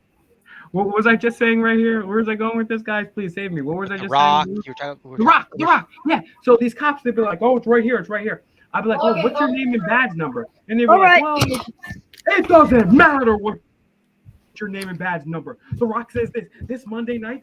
It doesn't make it. And I had Enrique pan from the cop to me. I told it like I was. Yeah, The Rock is cool, man. I don't blame Jamie for that celebrity crush. DMA, man. Sweet tea. Are we going with sweet tea here? Are we passing? Because I would say that. Oh, what are we talking about? We're talking about who you want to meet, right? Oh yeah, duh. Sorry. We're not talking celebrity crushes. No, I'm sorry.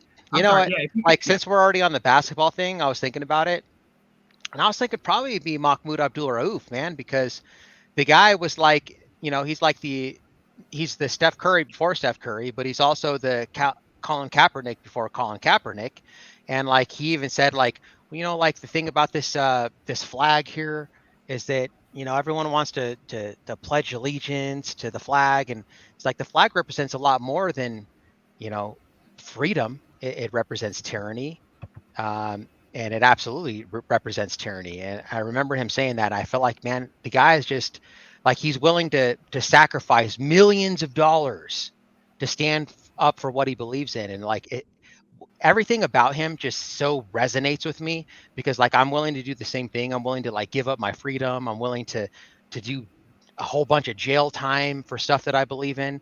And not only that, but like the man has Tourette's, and he was able to overcome that.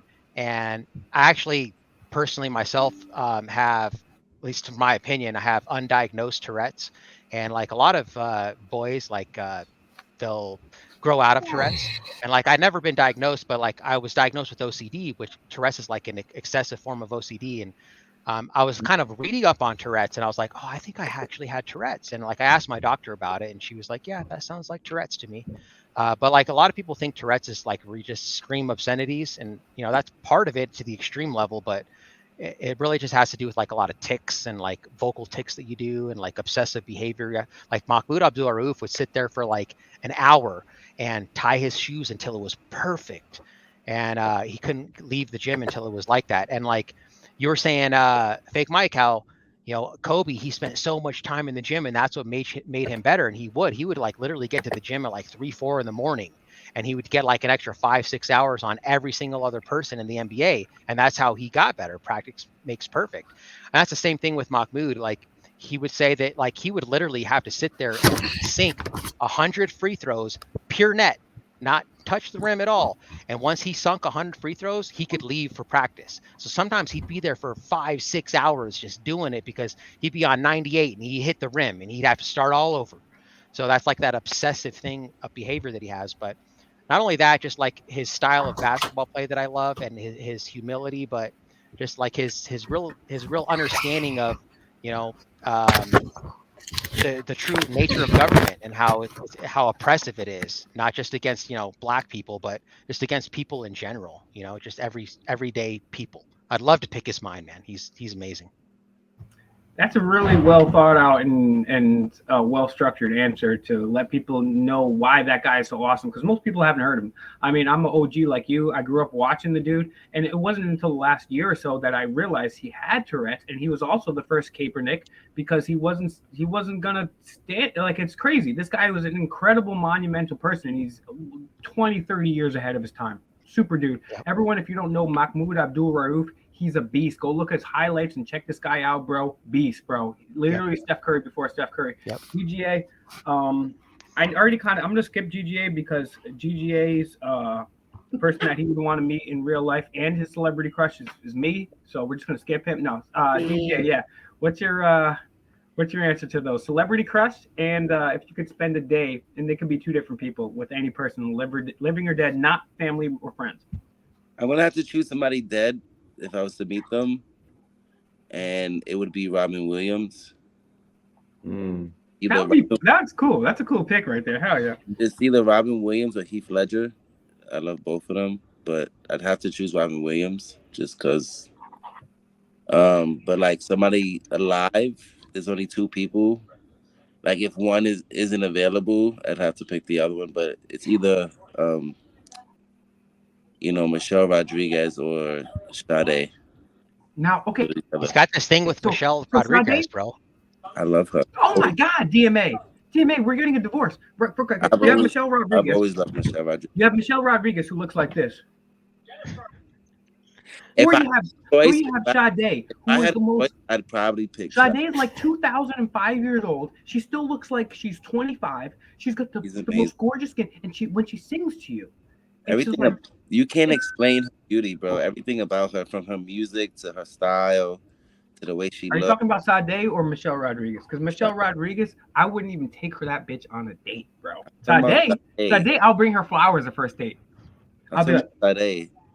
I've always loved Michelle Rodriguez, but like Sade is much more classic. Yeah, Sade's on a whole nother level, bro. Seriously, bro. She's like, I mean, her music. Her music is fire. All right, Logan, we gave you 7 hours to think about this, man. If you could spend the day with any person, it could be a YouTuber, it could be a historical figure, it could be Tupac. Who would it be, bro? It could be Superman, a Spider-Man, anybody. Kobe Bryant.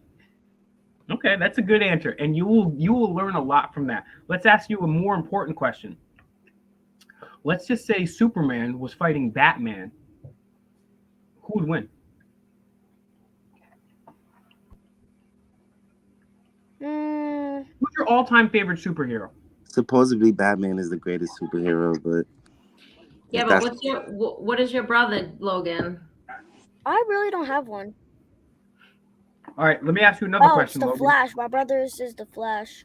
The Flash, that's right. All right, Logan, who's your celebrity crush? Who's the prettiest, hottest girl on the planet right now to you? It could be a girl in your class. It could be a girl you see on TV. I don't have a celebrity crush. All right, who's the cutest girl in your class? I don't have one. You're lying. I'm telling Kyla. I said I don't have one. Kyla's your girlfriend. She better be the cutest kid in your class. Kyla, I'm sorry. I don't have a crush on a celebrity. Oh my God. Oh my gosh, we just exposed Logan for his. I'm the Kyla, only one I'm that sorry. has her number. He You don't loves you, even have her Logan. number. Huh? So let me ask you a question. Do you have any girlfriends? Have you ever had any girlfriends? Yes, I have. So let me ask you a question. Did the girls come up to you and be like, "Hey, you're cute," or do you ask the girls?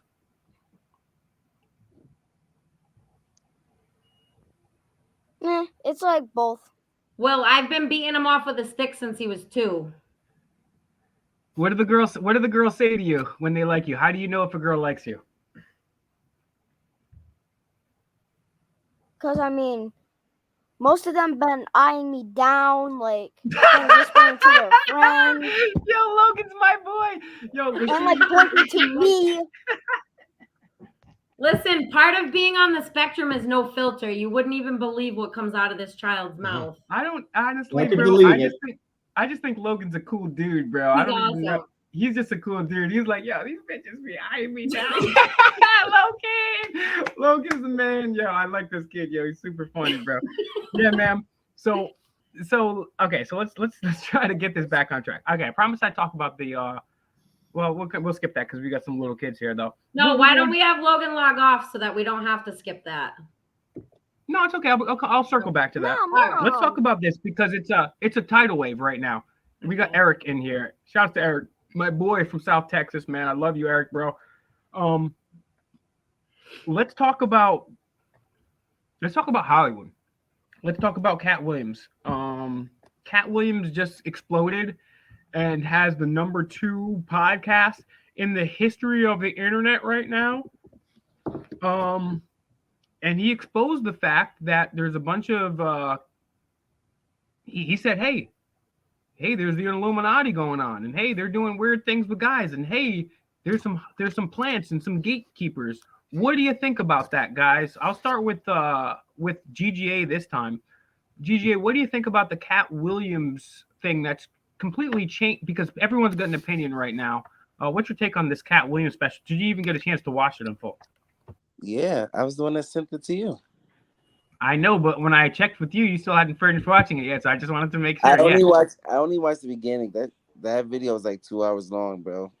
2 hours and 46 minutes. I watched the whole motherfucking thing, Like bro. 3 He goes, hours. So I just watched the beginning, and I mean, like,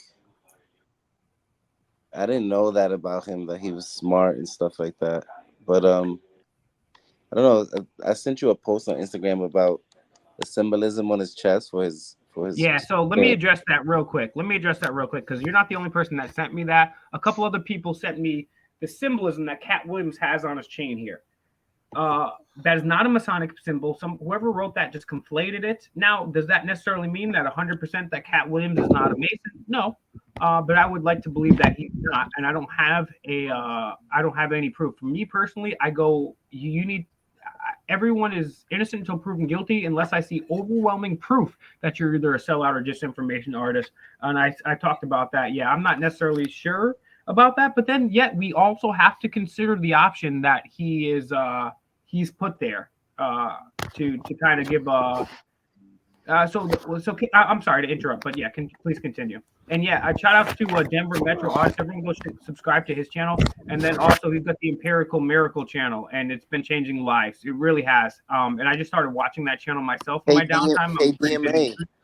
I wanted to do a spiritual. I think when I first started my channel, when I first got in contact with you, I think probably one of our first conversations, I was saying that I want to do a spiritual panel with you. Yeah, I remember. Have you ever? There's a book that I've been dying to get into, man. That I think I'm gonna buy this month.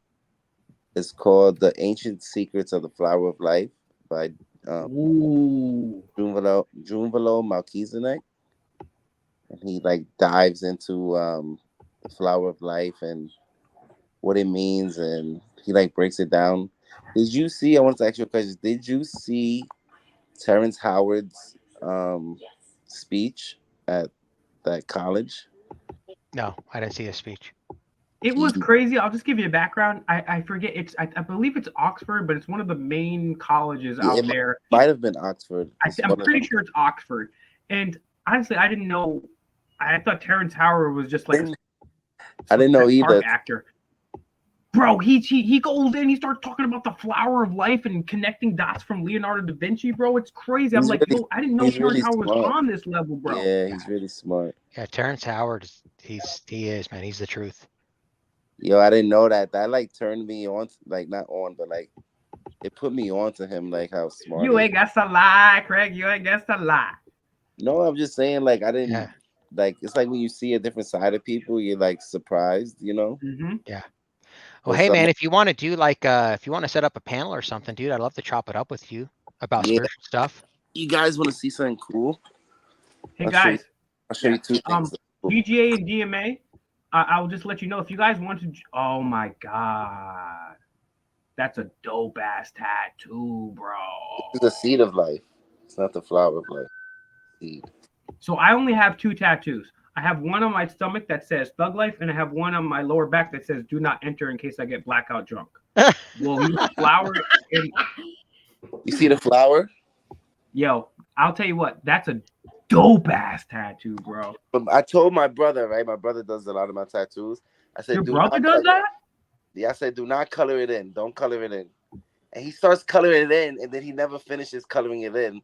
So now it looks like I got a fucking soccer ball on my ribs. I'm No, just it doesn't. Hey, Crystal, welcome to the mother stream. How are you? I'm well. How are you? I'm Good. doing super good.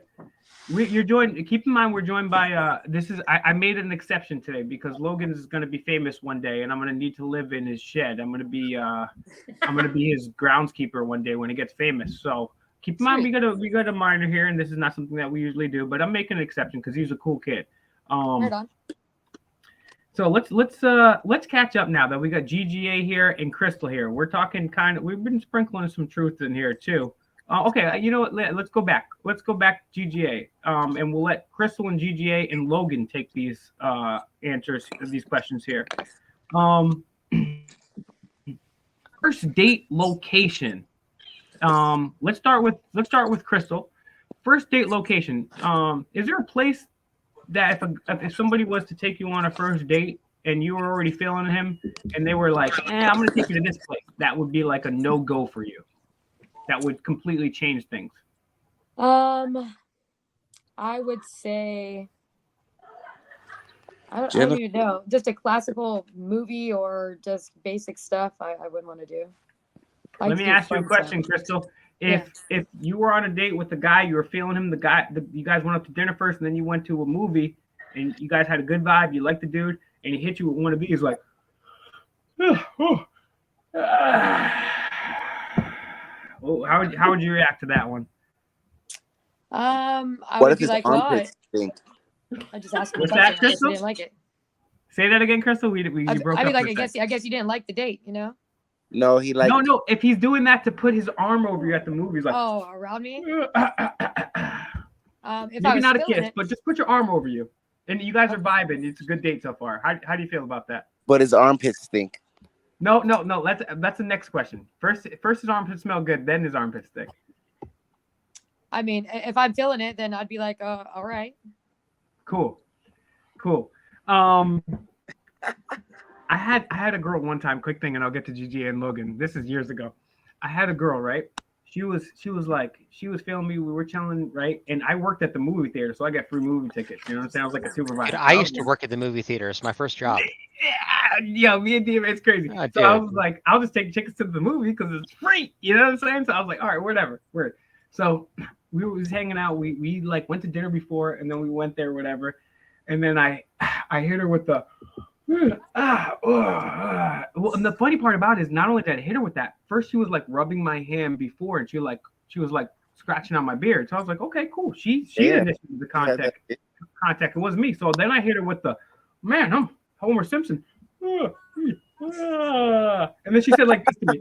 She literally said like this to me. She took my arm and she said like this. She said, and I said, okay, cool. So I just waited for like 15, 20 minutes, and I was like, hey, I gotta go to the bathroom. I'll be right back. And I never showed back up, bitch. You're not getting, you're not getting a ride home. I'm sorry. All right, GGA, what's your take on this topic here? That's funny. I think that's funny. Like, That's very funny. where would I take I her? think so Well, yeah, laggy. first date. Like if you got a girl that you like, not just a regular chick, but a girl that you kind of like, where are you gonna take her on a first date? I'm a Virgo, so I'm like real like I like calm settings. You know what I mean? Like a lot So a of techno rave.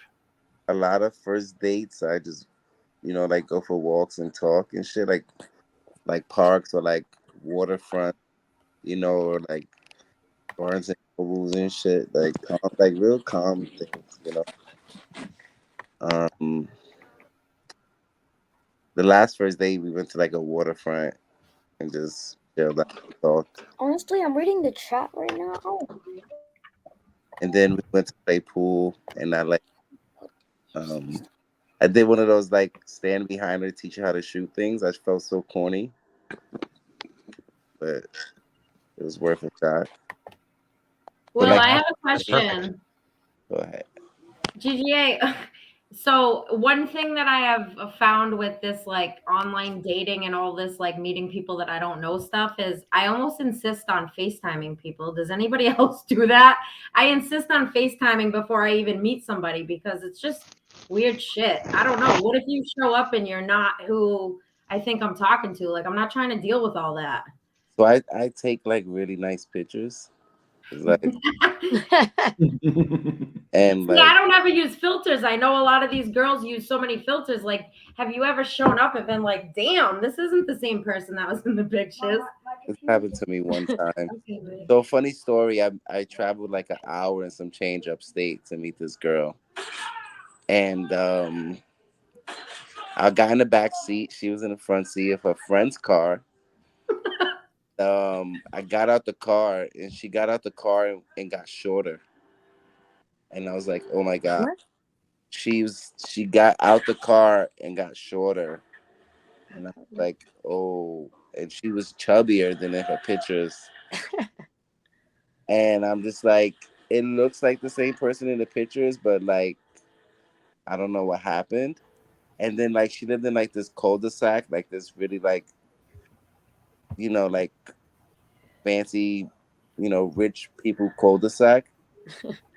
And we went to like the pool area, and she had like 6 friends, all all right, females, there we go. Now it's working. all Logan. all, all different flavors. Like one was Asian, one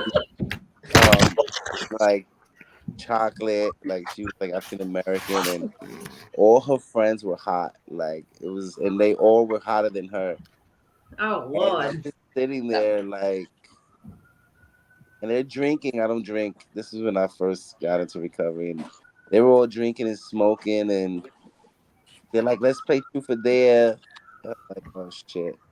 They're gonna try to dare me to kiss her, and I'm not with it. Like, Well, yeah. So what do you do when somebody shows up and they don't look like they do online? Because you I wouldn't was, believe how many guys use filters too. Like it's almost embarrassing. Like I'm talking the butterflies on I the use filters. shit. I mean, I had already traveled an hour and some change, almost 2 hours upstate, and then Without FaceTiming first.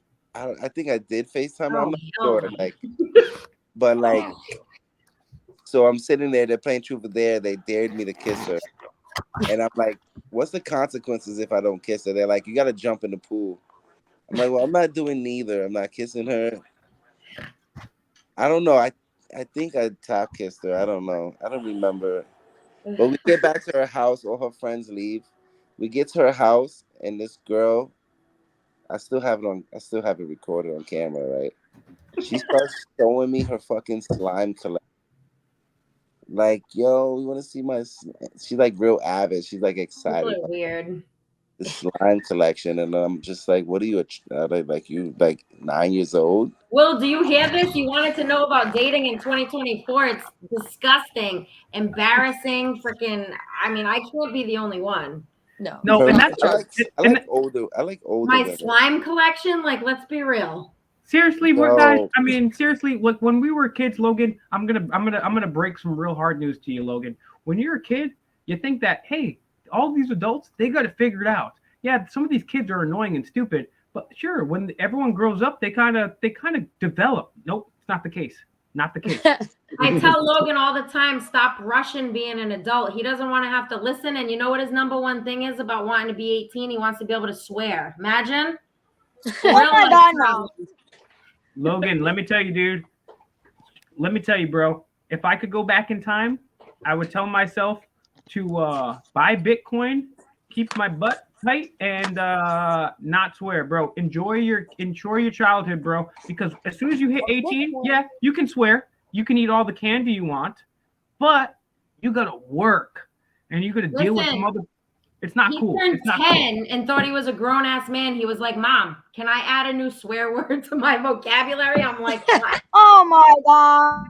I always tell my kids, I said, when you pay your own bills and when you can write me a grammatically correct paper explaining why that's valuable to your life, then we can talk about it.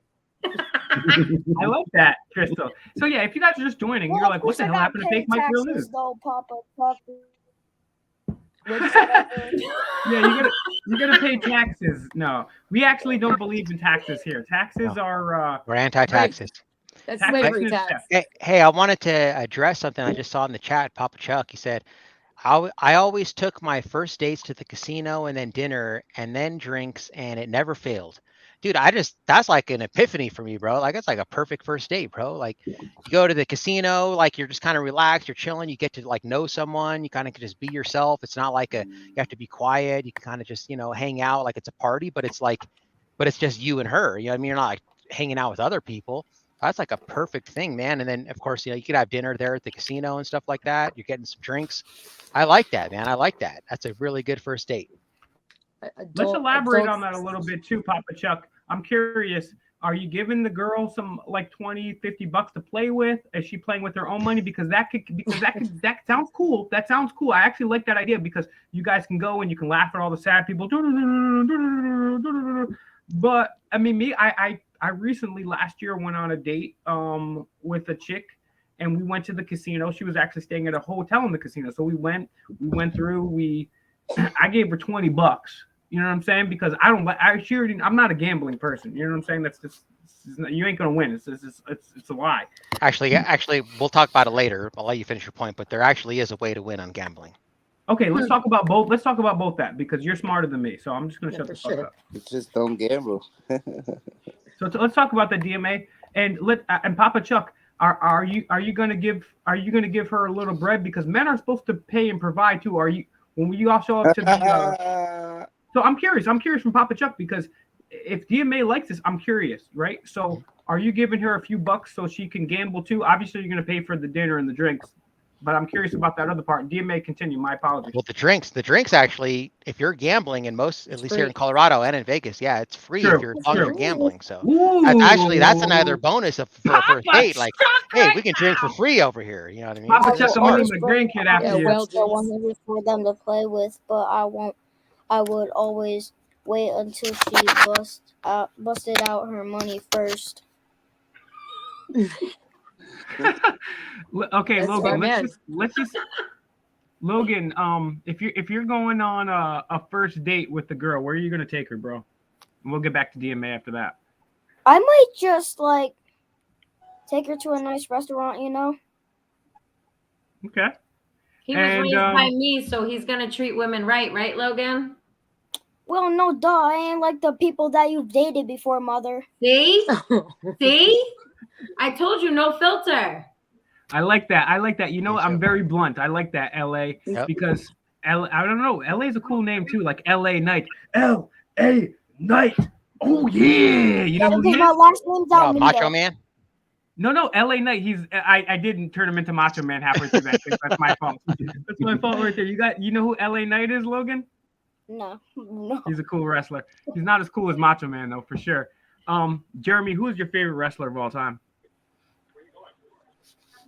He doesn't watch wrestling. I don't know.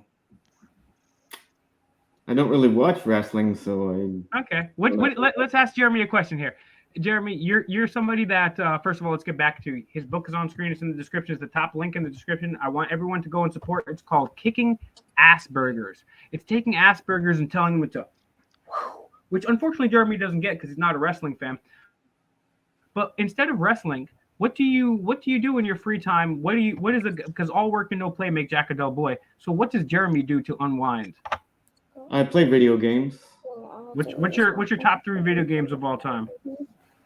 NHL, FIFA, and NBA would probably be the top. All right, well, I need to know what your teams are for these games here. Vancouver, The Canucks for hockey. The and- Canucks.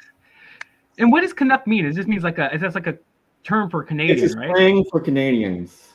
Slang for Canadian. Okay. Hmm. In 2 years, that'll be a hate crime if I call you a Canuck. Okay. Probably. So you, Hey, you're, can we bring Papa Chuck up here? yeah, hell yeah. Let's Papa Chuck, Drop the link. Can you drop the link? Yeah, I'll drop the link. Can I ask Jeremy a question while you do that? Yes, let me. Yeah, one sec. I'll let you get back to Jeremy because I like Denver Metro. No, it's fine. I'll let you guys all talk, but this is very important here. It's. Do you know Papa Chuck? Is he's not gonna Oh. hit me with the porn No, bomb, no. right? No, Okay, that's my cool. homie, dude. I know. Okay, cool. Yeah, anybody that wants to come up can come up now. But I may not put you up unless you show your face because I'm not getting pee bombed. And let me say one more thing. I'll let Jamie continue. I'm actually going to take a pee real quick because I've had kidney stones like 5 times and I pee a lot. Before you do, make sure you like, share, and subscribe. The link to Jeremy's book, Kicking Asperger's, is in the description. I really want you to support my boy, man. He works hard, man, and he endured a difficult trajectory so that he may share with others. And in his journey was not for naught, if you will. So please do that. Please like, share, and subscribe. Please bless Jamie's Cash App. Please, Logan, we're gonna get your YouTube in the comments so everyone can go subscribe. We're gonna get you up to a bunch of subscribers. Everyone already knows Denver Metro Audits. He's a beast. Papa Chuck has joined us. I'm gonna let him talk. Papa Chuck, I just want to say a couple things here, Papa Chuck. There's certain things that we're not gonna talk about on this channel. It's this. You're not gonna talk about this. There's certain people we're not gonna talk about. We're gonna keep it family friendly. This is Friday, and we got a child. Now, we got Crystal here. Crystal, you guys may have remembered her from. Okay, well, it's not for you, brother. It's not for you. It's not for you, Logan, at all. Logan, you're a cool brother, and I like you. I Dude. know. It has nothing to do with you. It has something to do with the stiffs and suits. Crystal, we've actually talked to Crystal on this channel before. We're going to be having an in-depth interview with her in the future. But Fridays is for fun. I spent 20 years of my life so dedicated to the revolution that I burnt myself out, and I wasn't a good family member. I wasn't a good friend. I wasn't a good boyfriend. So we're having fun on Fridays. I'm sorry, that's the way it is. Don't worry. Crystal has a story that when you hear the story, we're not getting into it today because we're maybe tomorrow. We're actually tomorrow, Crystal. If you want to come on and we'll do a stream about that, you're more than welcome. If not, we'll figure it out. But Papa Chuck, welcome. I'm going to go to the bathroom, share the video, and if you're just wondering what's going on here, hey, why is Will not talking about things that usually Will talks about? We're changing things up a little bit. We're taking different approaches. We're still always, what is Fake Mike Real News? If you're just joining us, you've never joined because Augustine, Papa, and Scott all shared the videos. It's because we're trying to create a more altruistic world through nonviolence in the Socratic method. I will give DMA over the chancellorship for now, and go ahead. I'll be back in a couple minutes. I'm just going to take a pee and wash my hands. Thank you, guys. Cool. Yeah, hey, welcome in, Papa Chuck, dude. So why don't you elaborate on that, dude, on what you would do with your first date there? What is this? So basically, Put this in here. if I got her to say yes, I would never tell them ahead of time what we're doing. That was always a mistake. I learned that the hard way. I always made it a surprise, right? 'Cause you got to keep it. Why is that a mistake? I'm curious. And let me just say one more thing before I leave. Is because sometimes I'll ask chick. I brought this up the other day, Papa Chuck, and I'll let you, trust me, you're getting all the floor. But I brought this up the other day. When you're meeting a girl, you don't want to get the phone number. You want to get to see her again. The phone number is overrated. You want to get to see her again. So I use the psychological trick, which is the yes ladder. Hey, I go up, I talk to her, or I inbox her. Feel a little vibe going on. Hey, do you like tacos? Yes, I do. Hey, do you like margaritas? Yes, I do. Would you like to get tacos and margaritas with me? Yes. Or would you like to get tacos and go on an adventure with me? Everyone, if I'm not even a girl, But if I was, because girls aren't typically the one that do the asking out, but if a girl asks me, hey, do you want to get a coffee, or do you want to get a coffee and go on an adventure? Who do you think I'm going on with? Sorry, Papa Chuck, please go ahead. Okay, so as I was trying to say is like, I would never tell them because there was a couple times, and this is going to be embarrassing, but whatever. Internet's forever anyway. I would go and I'd get the date lined up with the girl. I would make a plan. I'd tell her the plan. And then all of a sudden we're talking about the plan and she doesn't like the plan or she wants to change it up. And, you know, and it just kind of ruins the mood, like right off the hop, you know? And when, especially because I was always the one that would ask the girl out, you know, like maybe twice I got asked out by the girl, you know? But, so I always made my thing is I used to go to the casino with the guys a lot, and it was always fun, you know, and we'd have a good time. But then we'd end up getting just blackout drunk by the end of the night, waking up wherever, you know. And so it didn't really work out too well. So I was like, I'm gonna try this with girls, and so I got a date, and I brought extra cash, you know, just in case, you know, and I would wait to see if she would bust out money because we're in a casino. You know what I mean? She's watching me take out money. I'm going to see if she's going to take out money. As soon as she takes out that money, I'm like, oh, no. Here, I got an extra 100 here for you to play with, you know? And we would have a good time. And sometimes we'd win and we'd get like, you know, some extra drinks at the casino. You know, we just have a good time. And it would always work.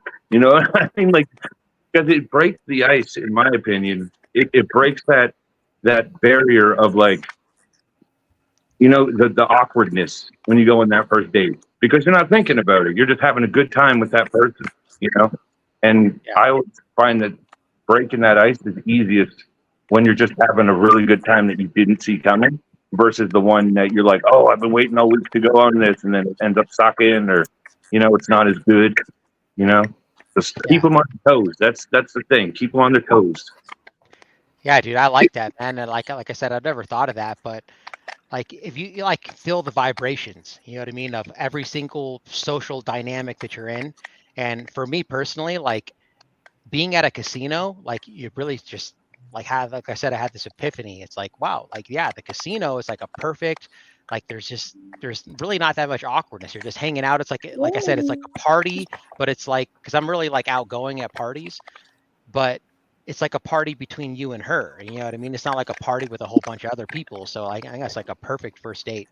So I like that. I like that too, that you said, well, I'll wait for her to bust out her money. And then when she busts out her money, then I'll say, oh no, I got you this extra 100 for you. Cause I like that because then you're kind of gauging that too of like, hey, you know, is she expecting me to pay? You know what I mean? And then when you find out she's not, then like, oh, okay, no, I got you. You know what I mean? I like that. Yeah, because I'll be honest, like I've been with my girlfriend now for fiance for 10 years now. I'm locked in. I'm not. Hold on. First of all, we gotta talk about a couple things. You've been with your fiance for 10 years now? Yep. I gotta ask you, how did you pop the question, bro? I cheaped out. I did. I cheaped out. I asked her on Christmas. I did. No, that's not cheap. One of my friends who will remain nameless, he literally, oh my God. He literally went to Applebee's and he was like, proposed there. So literally it's better than, honestly, Christmas I don't think is a bad thing. I think there could be far worse than Christmas for sure. And let me just ask you a follow-up question because I do like your idea about going to a casino. We got Unique in the house. What's up, Unique? Let me ask you a question, Papa Chuck, and then we'll throw it to Unique. Do casinos take food stamps? Because that's how I would probably pay. Unique, thanks for joining us. We're on the panel. We're talking dating in 2024. We've got some new panelists here, so we're going over some questions here. Let's start with the question here. Two-part question here for the first date. One, is there a place that if you were with the dude and he took you on a date, you would say, I'm not going there? And two, what do you think about guys bringing flowers for first date? Is it cool or is it lame? I think it's lame. It's overrated. Everybody that's not talking, if you could mute up, please. There's some background noise. What about second date? What about the second date? Yeah, of course. The second date, May I don't know. I think it's pretty lame. I think 2024 you should come up with a better, like bring something better to the table. Flowers. What's an acceptable first date and what's a non-acceptable first date for you? You meet a guy, you're vibing with him, you have a good time, he's intelligent, he seems charismatic. Where would you be happy if he had a first date at? Where would you be not Back to happy? his house. If he brings me back to his house, then that means he's just trying to get some skin. Okay, now I'm going to ask the question of the panel here. I've heard a lot of dating experts say, if you're a guy, and I've heard a lot of them, they say if you're a guy, you might not have to, you don't necessarily have to, I think we lost you, Nate. We'll see if she can get back on in a better connection. You shouldn't necessarily be looking for, you know what, the first date, but you should at least try to kiss her after the date is over. Let's start with the ladies here, Jamie, and then we'll go to Crystal. And I after the ladies, I want to say something about that. I'm gonna let Denver. You already know, bro. Like I said, you are far smarter than me and pretty much everything that I know so far, except for Ninja Turtles lore. And if you start coming on that, I mean, I might just retire from the game. But yeah, bro, you already know. That's why I invite you on. I don't invite many guys on this except for GGA because he's a male model. You know what I'm saying? And Jeremy, he's like a high value man. I don't know if you guys know what a high value man is, but a high value man is somebody that brings a lot to the table. He's like an alpha or a sigma male. So yeah, Jamie, go ahead on that one. What's your take? I missed the question. I'm sorry. What the hell was my question again, too, bro? I'm honestly. Should you kiss the girl? Try to kiss the girl on the first date. Yeah, sorry, guys.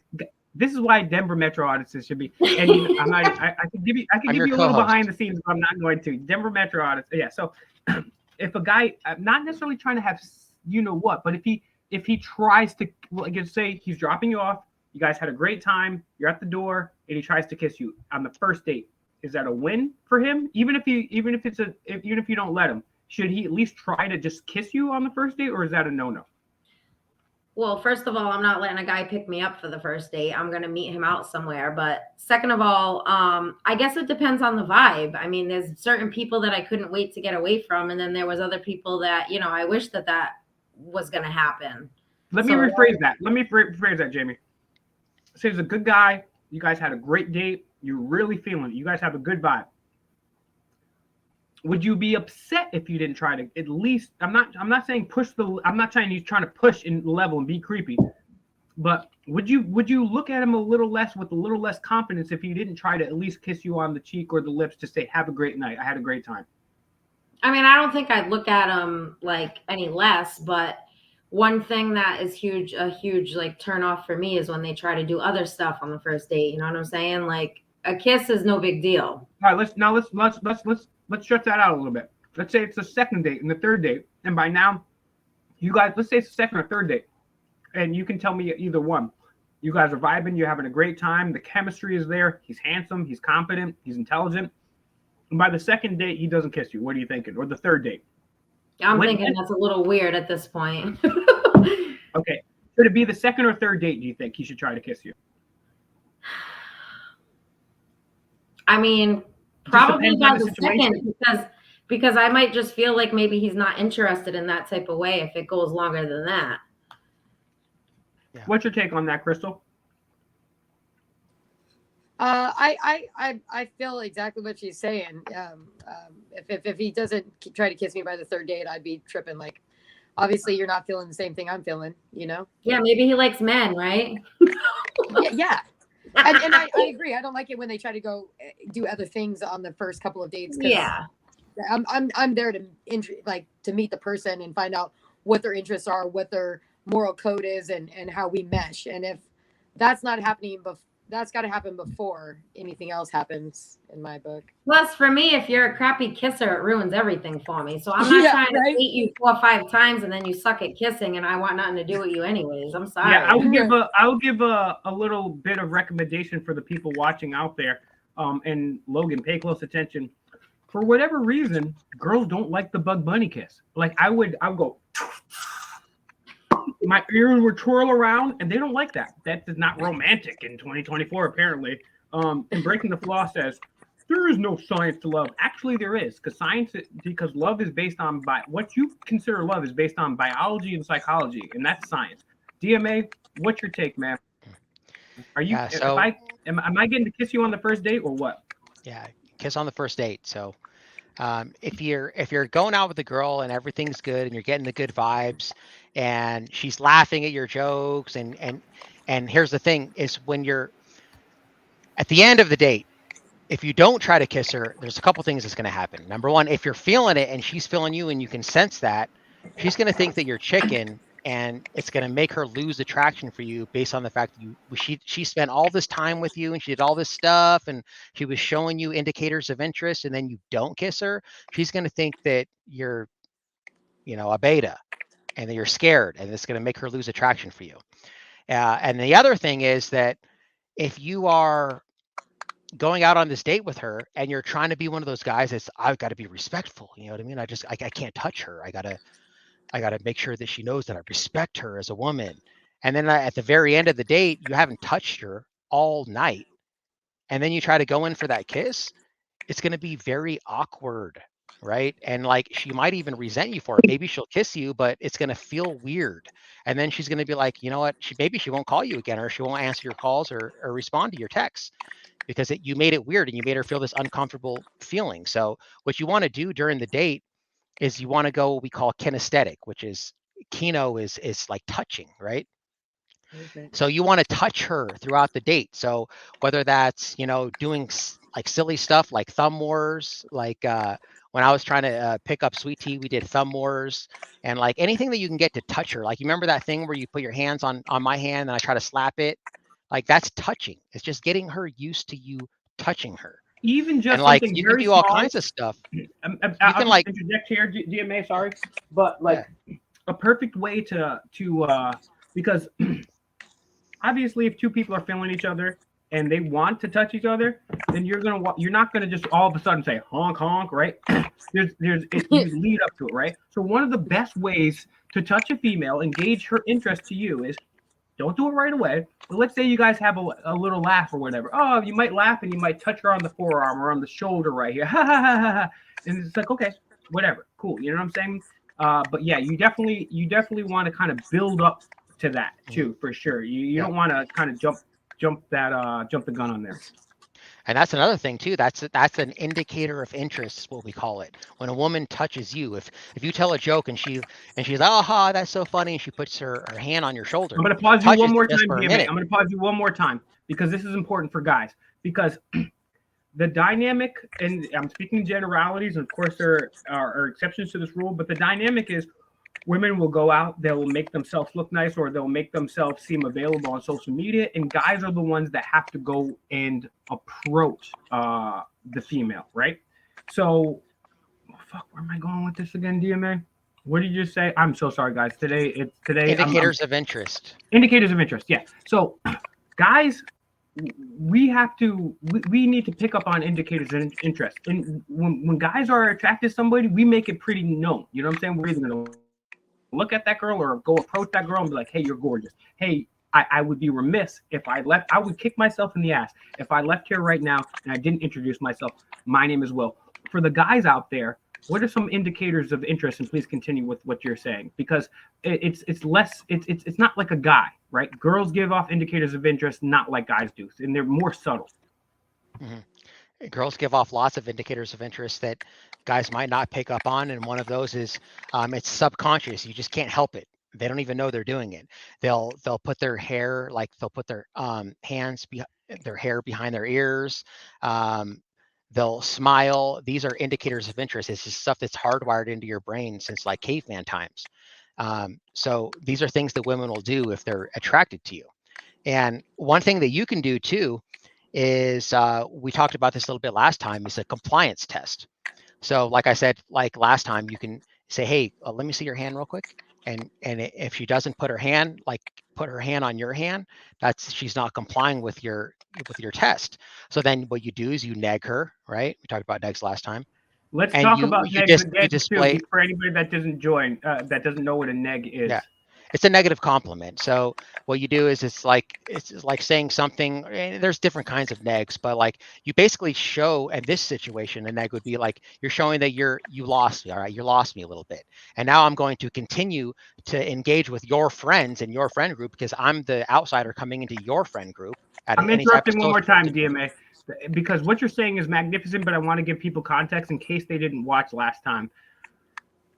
The context is this. So, Crystal and Jamie, tell me if I'm incorrect on this, but I would say the vast overwhelming majority of females want somebody that's taller than them. They want someone that's stronger than them. They want someone that's more intelligent and more competent than them. They want someone that's going to be able to take care of them. Would you guys agree or disagree with that overall assessment? I disagree a little bit on the taking care of them. I think we should be a team and take care of each other. But essentially, yeah, I mean, I want somebody that I can engage with. Keep me But on you my would, toes. I mean, more. I mean, if Jamie and Crystal were to pick, you guys would all want someone that, if you had the choice, taller than you rather than shorter than you, stronger than you rather than weaker than you, smarter than you rather than stupider than you, more confident, right? Because women, like we talked about, women want to date up, and whereas men, we don't care if you're hot and you're only going to be for me. Yeah. I don't care if you work at Burger King, right? So the point here is, women, the reason why DMA is saying what he's saying, I like to explain the reasoning and the background behind it, because to me that's what helps me understand this, right? So the reason why you're doing a compliance test in the first time is because you want women to go to your frame, right? So if women want somebody that's stronger, better, and more intelligent and more competent and a leader, then you're not going to be a follower. You need to show that you can lead, and if you have some, and now don't get me wrong, I'm not saying you go and tell Crystal, say, hey, if you don't do this, then da da da. I'm talking about Right. I'm talking about the little stupid things that you can do to see, right? And at the end of the day, you don't want someone that's going to blindly like completely submit to you at the same time too, like a slave, right? You want someone that is autonomous and has their own thoughts. So we're not. I'm trying to be specific about that here. But the frame is here is you're trying to put yourself in the leadership role, right? So continue, DMA. My apologies. I just wanted to. And if you disagree, put your comments in there because people are disagreeing, and I get that. And I'm no expert. DMA is the expert here. And I think that I understand what you're trying to say, but I think the terminology might be a little bit off as far as when you say better. It's not that we're better than you. It's just that we are the leader and the woman's the follower. There's always a leader and a follower in every dynamic, especially a dynamic of two. A dynamic of two, there can't be two leaders. There can't be two alphas. There's a leader and a follower, period. One of them is going to be the man because the man natural instinct is to be the leader and the woman's natural instinct is to be the follower. Doesn't mean that she's like beneath you and scum on your shoe. She's your queen. There's a king and a queen, right? So, but what it is like, if she's not going to comply with your compliance test, then you might neg her and be like, okay, you're losing me a little bit. And you're going to engage with her social group and make them laugh and make them want your presence to be there, right? And she's going to see that you're a higher value man. You're going to demonstrate higher value. And then you're going to do it again. Hey, let me see your hand. And if you're making all of her friends laugh, she's going to comply with that. So like another thing that you could do, like a movie or something or whatever, is if you're sitting down on the couch in a social situation, talking, and you could take her hand. You've already gained some rapport with this woman. You've been talking to her for a while. She's laughing at your jokes. Maybe she's doing the thing I said with her hair, whatever. Take her hand. You got to be bold, guys. Remember, women like confidence. You take her hand and you put it right on your knee and you just leave it there and see what she does. If she leaves it there, okay, there you go. There's a more indicator of interest. She likes you. She left her hand on your knee and she's wanting to go kino, we call it kinesthetic, right? She wants to touch. If she pulls it away, she's not complying with your test. So now, okay, you're losing me again. It's the same thing. Then maybe you engage with some other people and then you come back to her. It's just psychological stuff, guys. So, but my whole point of this was that you want to get used to her with your touch. You want to get used to her touching you and you touching her. Whether, like I said, it's not groping. It's just like simple stuff. Like I said, like thumb wars, hand on the knee, her touching your arm, all this type of stuff. So when you actually get to that point of the kiss, it's not this awkward thing. But you definitely want to try to kiss her on the first date. Now, if it's Logan, not working out and you know it's Logan? not working out, then okay, you don't have What? to try to kiss her. But Logan, I hope you're If you know taking it's notes right now. My boy's putting you on thing. I am. Hey, so, and Can I Scott, say something? please do. What? My love language is physical touch. So me too. if there's not some type of physical touch that first date, I'm probably not going to want to see you again because I know that that's something that I won't settle for. And you bring up an interesting point. We're talking about love languages. So my love language is Ebonics, and I have an affinity for females from Siberia, and so just nobody speaks my love language. Scott brings up an interesting point here. He says when sitting, and not just when sitting, and hey Logan, this is a keen way to tell if somebody likes you. There's two things right here, and it could be a guy or a girl. It could be friendship or relationship.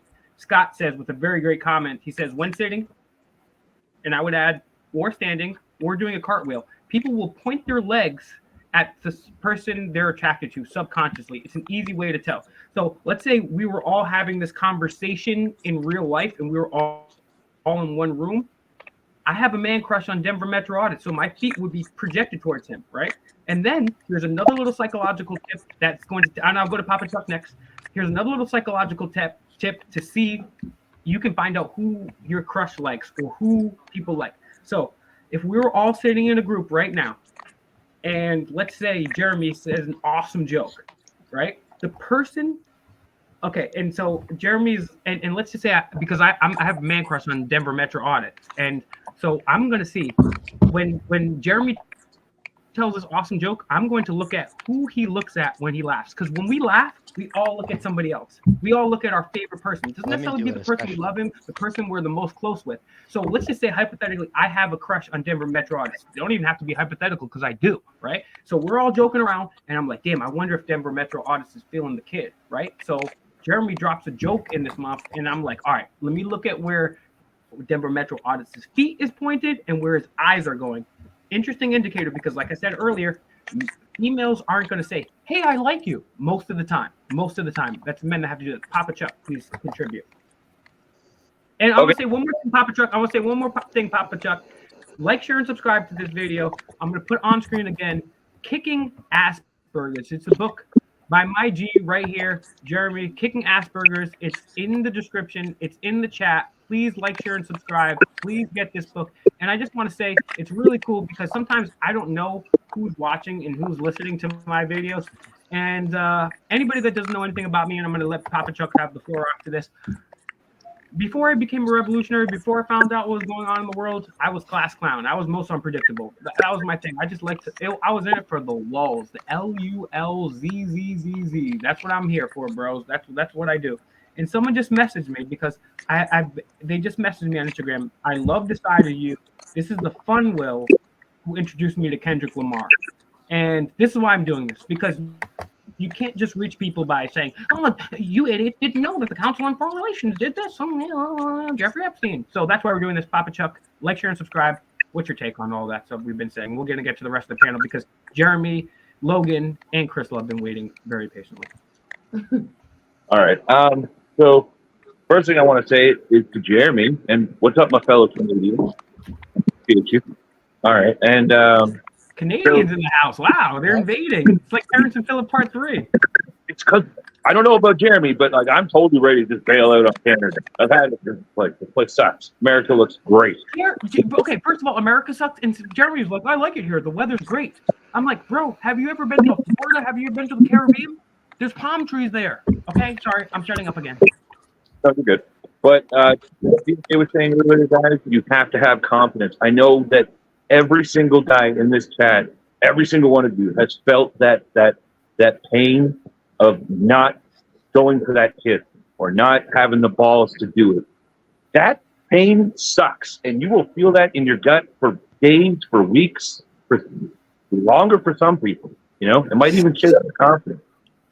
Get past that crap. Remember that shitty feeling you had and go for it 100%. And just like DMA said, don't make it weird. Don't make it creepy. It's pretty easy to not do that. Okay? You just Agreed, Papa Chuck. And that's something that we talked about. You're 100%, 1,000%, 1K spot on. Whether it comes to business or whether it comes to dating, Logan, take special notice of this. This is basic human psychology. Whether it's business or dating, if you see that pretty girl, Logan, remember this when you're 16, 18, 25 years old. When you see that pretty girl, you have 3 seconds. 1, 2, 3 seconds to go over and talk to her. If you don't, you're going to say, oh man, I'm going to regret it. That girl's so pretty. And you're going to feel like, damn, I should have talked to that girl later. And if you don't approach her within that first 3 seconds, it's going to show that you lack confidence and you might as well not go over there in the first place. Same thing with business. When you see something that you want as a man or a woman in this world or a trans or however you identify, if you see something that you want, you got 3 seconds to get off your ass and go get it. Get that shit. Get that shit. 100%. Get that, Logan. Get that. And to elaborate on what you said, Papa Chuck, is that you got to have that confidence. And if she's there with you, she already agreed to go on the date with you, and you can gauge it. You know what I mean? If she's laughing and you guys are having a good time, you know that she probably wants to kiss you. So you have to just go for it. And sorry, but like, this is just my experience as me talking. But for me, the hardest part was getting the date. You know, after that, guys, listen, it's easy now. I mean, so just have fun with the girl. It's not hard. Have fun with the girl. Yeah. Feel like she's having fun. It's not really that hard. And I know this is going to sound terrible. I'm just going to say it. And don't worry, it's not that bad. Because I was joking with my wife the other day about something. I can't remember exactly what it was. But I was like, you're like a dog. I'll lead you. I'll to get lost or something like that. I was like, and she just thought it was so funny because I was just like, yeah, I'm always doing that with her. Whenever we go out, I'm like, she always gets lost, like I'm stupid. She has no idea where she is. You know what I mean? And so I'm always there. You know, you got to have that confidence. I don't know. I'm still. Another thing I'll add, and I'm going to open up to the panelists here, and I'm going to let everyone get one more thing that they want to say, to take the floor for as much time as they want. I want everyone to promote their selves. I want people to promote their books, their cash apps, and whatever. Jesus, I'm honestly, I'm really bad, and today I'm even worse. What the hell was I going to say? Well, say the last thing you were going to say again there, Chuck. What was the last thing that you said? Sorry, I'm really bad today, guys. Well, the last thing I wanted to say is that my legs are always going to be pointing in your direction. All right. No. What were you saying? What was the thing that you just said, though? Because it was really important. I wanted to double down on it. Well, I was just saying that, like, and this is just me and my relationship, like, I have to always be the one that leads. You know, I always want to be the one that's like, we're going here. I know what I was going to say. And you, as a man, whether you're a man or a woman, you want to be a leader, right? It's attractive. It's attractive, especially if you're a man, but if you're a woman too. You don't want somebody that's a follower. You want somebody that's a leader. And to go with DMA, what DMA was saying, let's just say you're in the casino. Let's say you're in the bar. Let's say you're in a crowded coffee shop. A perfect way to establish some touching, some keno would be, all right, you meet the girl, you're in the front of the bar. You're in the front of the casino. You'll be like, okay, hey, follow me. I'm going to take you to the bar. You grab her hand, shows leadership, and you're touching her a little bit, and you say, hey, follow me to the bar. It's a busy place. You follow her to the bar. It's 2 things that are very powerful. So let's start again with Crystal. We'll go around. Crystal is going to be joining us perhaps tomorrow night, if not within the next week, hopefully. I'm going to make sure that I have time for her because her story is, and I'm not even going to talk about her story. It's just a remarkable story. I don't want to talk about it because today's Friday and it's fun day. But we're going to, here on this channel, we're going to be taking a vested interest in what's going on with Crystal, and we're going to help her come to a conclusion. And one other thing I'll say, because I've been ranting and raving, is if you guys want to support the Patreon, it's called patreon.com/demand the truth. And I've made a promise that as soon as we get up to $4,900 a month there, right now we're at $1. But once we get to $4,900 on that, what's going to happen is This is an example. This is all hypothetical. Let's say Jeremy needs help with medical bills. Okay, well that month 5,000 goes to Jeremy. Let's say Jamie has a business idea. The next month 5,000 goes to Jamie. I'm gonna keep some for myself. There's gonna be a month that I keep some money for myself. You best believe that. But I stole this idea from Jamal from the Rise of the Moors. He's gonna be joining us on Monday. But that's something that we can do. Patreon.com/demand the truth, because I want to be able to do this, because this is this ties together with what we talked about at the very beginning of the stream, which is government is not doing their job. Government is not doing their job. Not only do we pay them, but they force us to pay them to do a shitty job. So we have to do our own job, unfortunately.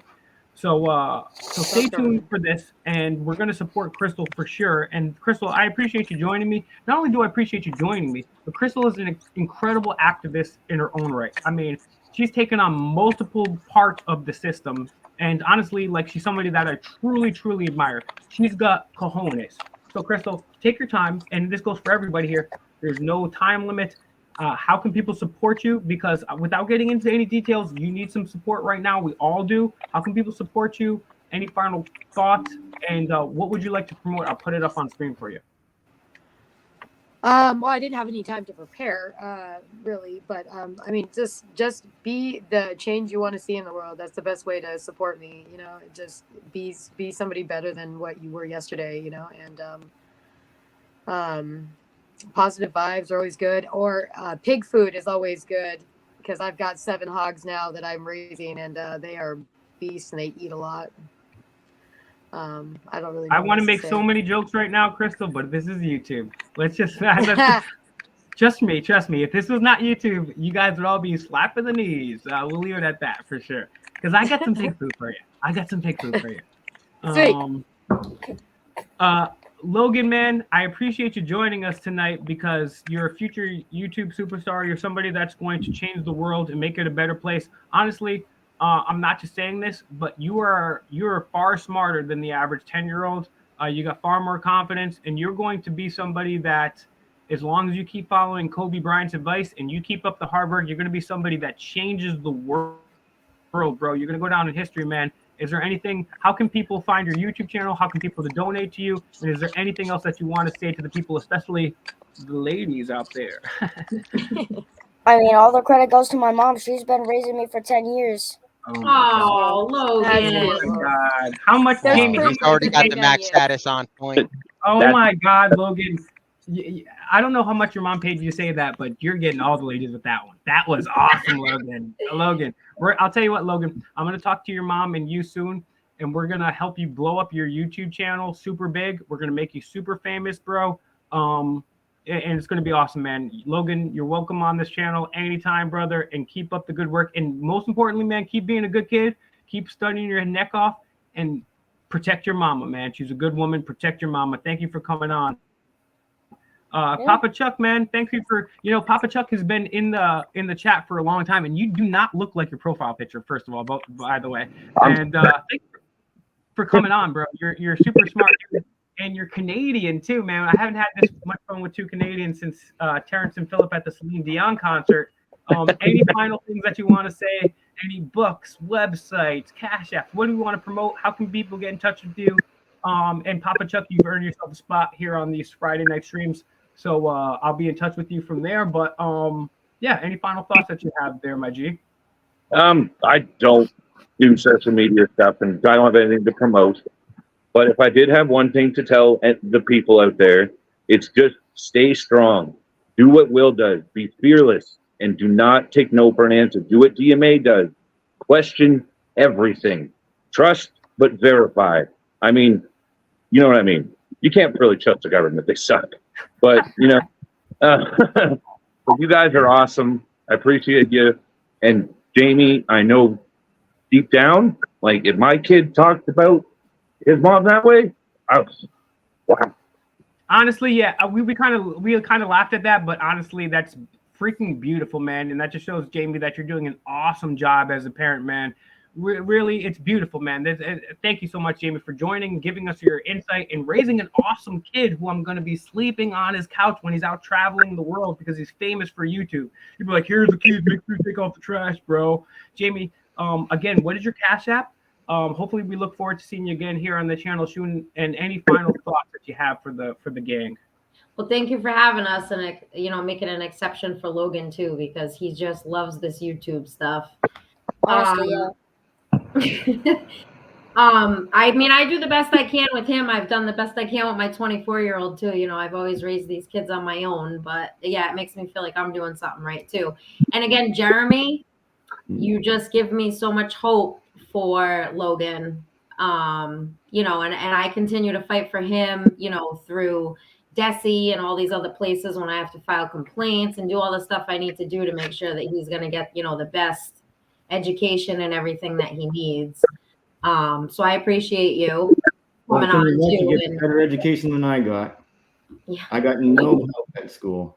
And don't forget to do that book about dating with Asperger's, because I truly believe if Asperger's was still a diagnosis, that's what Logan would be. Because so, guys, stay tuned. The first book, which is on screen right now, is called Kicking Asperger's. The next book, which is going to be written by Jeremy and myself, is called Getting Asperger's. Okay, so stay tuned for that. That's coming very soon.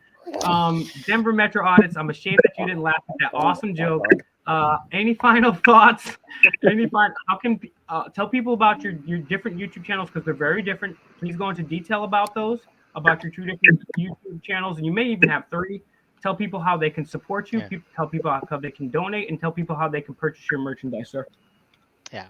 I'd like to say that, hey, Jeremy, I love that title for the book, Kicking Asperger's. That's such like a catchy title, man. So good job on that. I haven't read the book. No one can find it. Yeah. Well, it's easier for people to find it with a catchy title like that. So, but I have a few different channels. Of course, my main channel is Denver Metro Audits. I do cop watching. I do audits. I do, civil liberties, all types of different activism. I do, public comment at city council meetings, all kinds of different stuff, street interviews, everything. And then I also have a backup channel for the people that like that kind of stuff. It's called Keeping Them Honest. And I do a little bit different stuff on that one. It's definitely more of like the street interviews, and I do a lot of shorts and stuff like that on that one too. So check that out. I also have the one, of course, that you brought up. It's called Empirical Miracle. It's my spiritual channel. So if anything, guys, put all these in the chat while DMA is talking, please. If anything that we talk about as far as like the law of attraction, traditional Zen spiritualism, if any of that stuff resonates with you, then check that one out. And I have also a prank call channel. It's called DMAFA Pranks. It's the DMA and AFA combination prank call channel. We haven't uploaded any videos on there in like a year, but there's some really funny stuff on there if you like that stuff. So check that one out. I also have another channel. It's called Sweet Miracle, which is Sweet Tea and Empirical Miracle combination channel. It's kind of like our combination spiritual channel, and like her and I just goofing around, having a good time, blog, stuff like that. So check that one out too. I do have a lot of channels. And that's it for my channels. And thanks again, Fake Mike. Also, make sure you subscribe to Fake Mike Real News if you haven't. Guys, amazing. Thanks, man. You're actually smarter than me, bro. How do people shut up, buddy? How do people buy your merch? You're a really sweet guy. I appreciate you saying that. It's not true. How do people buy your merchandise, and how do people donate to you, my G? Yeah, I got Cash App, PayPal, and Venmo. Denver Metro Audits. You can find me that way. All of that stuff's in my about section and in the description of every video. Somebody donate to this guy right now. Donate to him $200 because one of those $100 is going to an ounce for me when I get more bounce than the ounce. And everything's in my description or just about section. Also my memberships, all that kind of stuff too. If you want to become a member, is in there too. Please do, guys. These are the guys. I heard someone say it, and I can't recall who, because I'm even worse than I usually am tonight. But they said, "Be the change you want to see in the world." This panel right here is indicative of that. I literally, as soon as I get off this panel, I'm going to be like super stoked, because I get to sit here with people that I genuinely admire. Like, you guys are super amazing. So yeah, guys, that having been said, I want you to support all the that come on here. And Jeremy, man, let's have any final thoughts that you have. Again, link to your book, Kicking Asperger's One Meltdown at a Time. Kicking Asperger's One Meltdown at a Time. They say everything 3 times. Kicking Asperger's One Meltdown at a Time. The link is in the description. It's in the chat. Please purchase this book and let them know that I sent you. Any final thoughts? How can people reach you? How can people donate to you, man? And I would like to say anytime that you want to come on and be a part of this. And I would also like to get you on for a full one-on-one interview as well, man. I just want to thank you for being a warrior, man, because there's so many people out there that just sit on their couch and do nothing. And you said, F that, I'm going to be a warrior, man. And I really respect you, Jeremy. You're welcome on this channel anytime. Any final points? How can people donate? How can people purchase your book? How can people find your YouTube channel? And how can people support you? My YouTube channel is youtube.com/myname. So that's easy to find. There's lots of videos on what autism Asperger's feels like for me. Plus, I put videos on there that go through the first 15 minutes of audio of my audiobooks. My book is available in audio format wherever you can get digital audiobooks. Plus, it's available in ebook wherever you can get ebooks, and in print pretty much wherever you can get print books. Jeremy, what I was going to ask you earlier was I went on Amazon to try to buy it, and it's only giving me the option for Kindle or audiobook. So where can we actually purchase the book? It should be. Yeah, it's literally, I don't know if you can see it. It's just showing Kindle or audiobook on Amazon. Oh, on Amazon.com? Yeah, so I wasn't sure if there was another way or if that was the only way that it was offered. What else can I do a quick check. And take your time. If you guys are just joining, we're wrapping things up here. Let's see if there's anything that is I don't know who the hell this loser is, but someone destroy Siberian Husky in the chat. Take them out of here. By the way, if you're a moderator, trolls get the first of the line. I like to deal with trolls first and forehand. I love to destroy trolls because people say, oh, just ban the trolls. No, I like to destroy the trolls because what happens is the trolls will come on my channel and they'll be like, hey, Will, you look stupid. Hey, Will, there's a dumb hat. Hey, Will, why do you got your tags on? Hi, Will, you look like a meth head. And then I will say, oh, great. All of those things are probably true. Name one thing I said that was factually incorrect.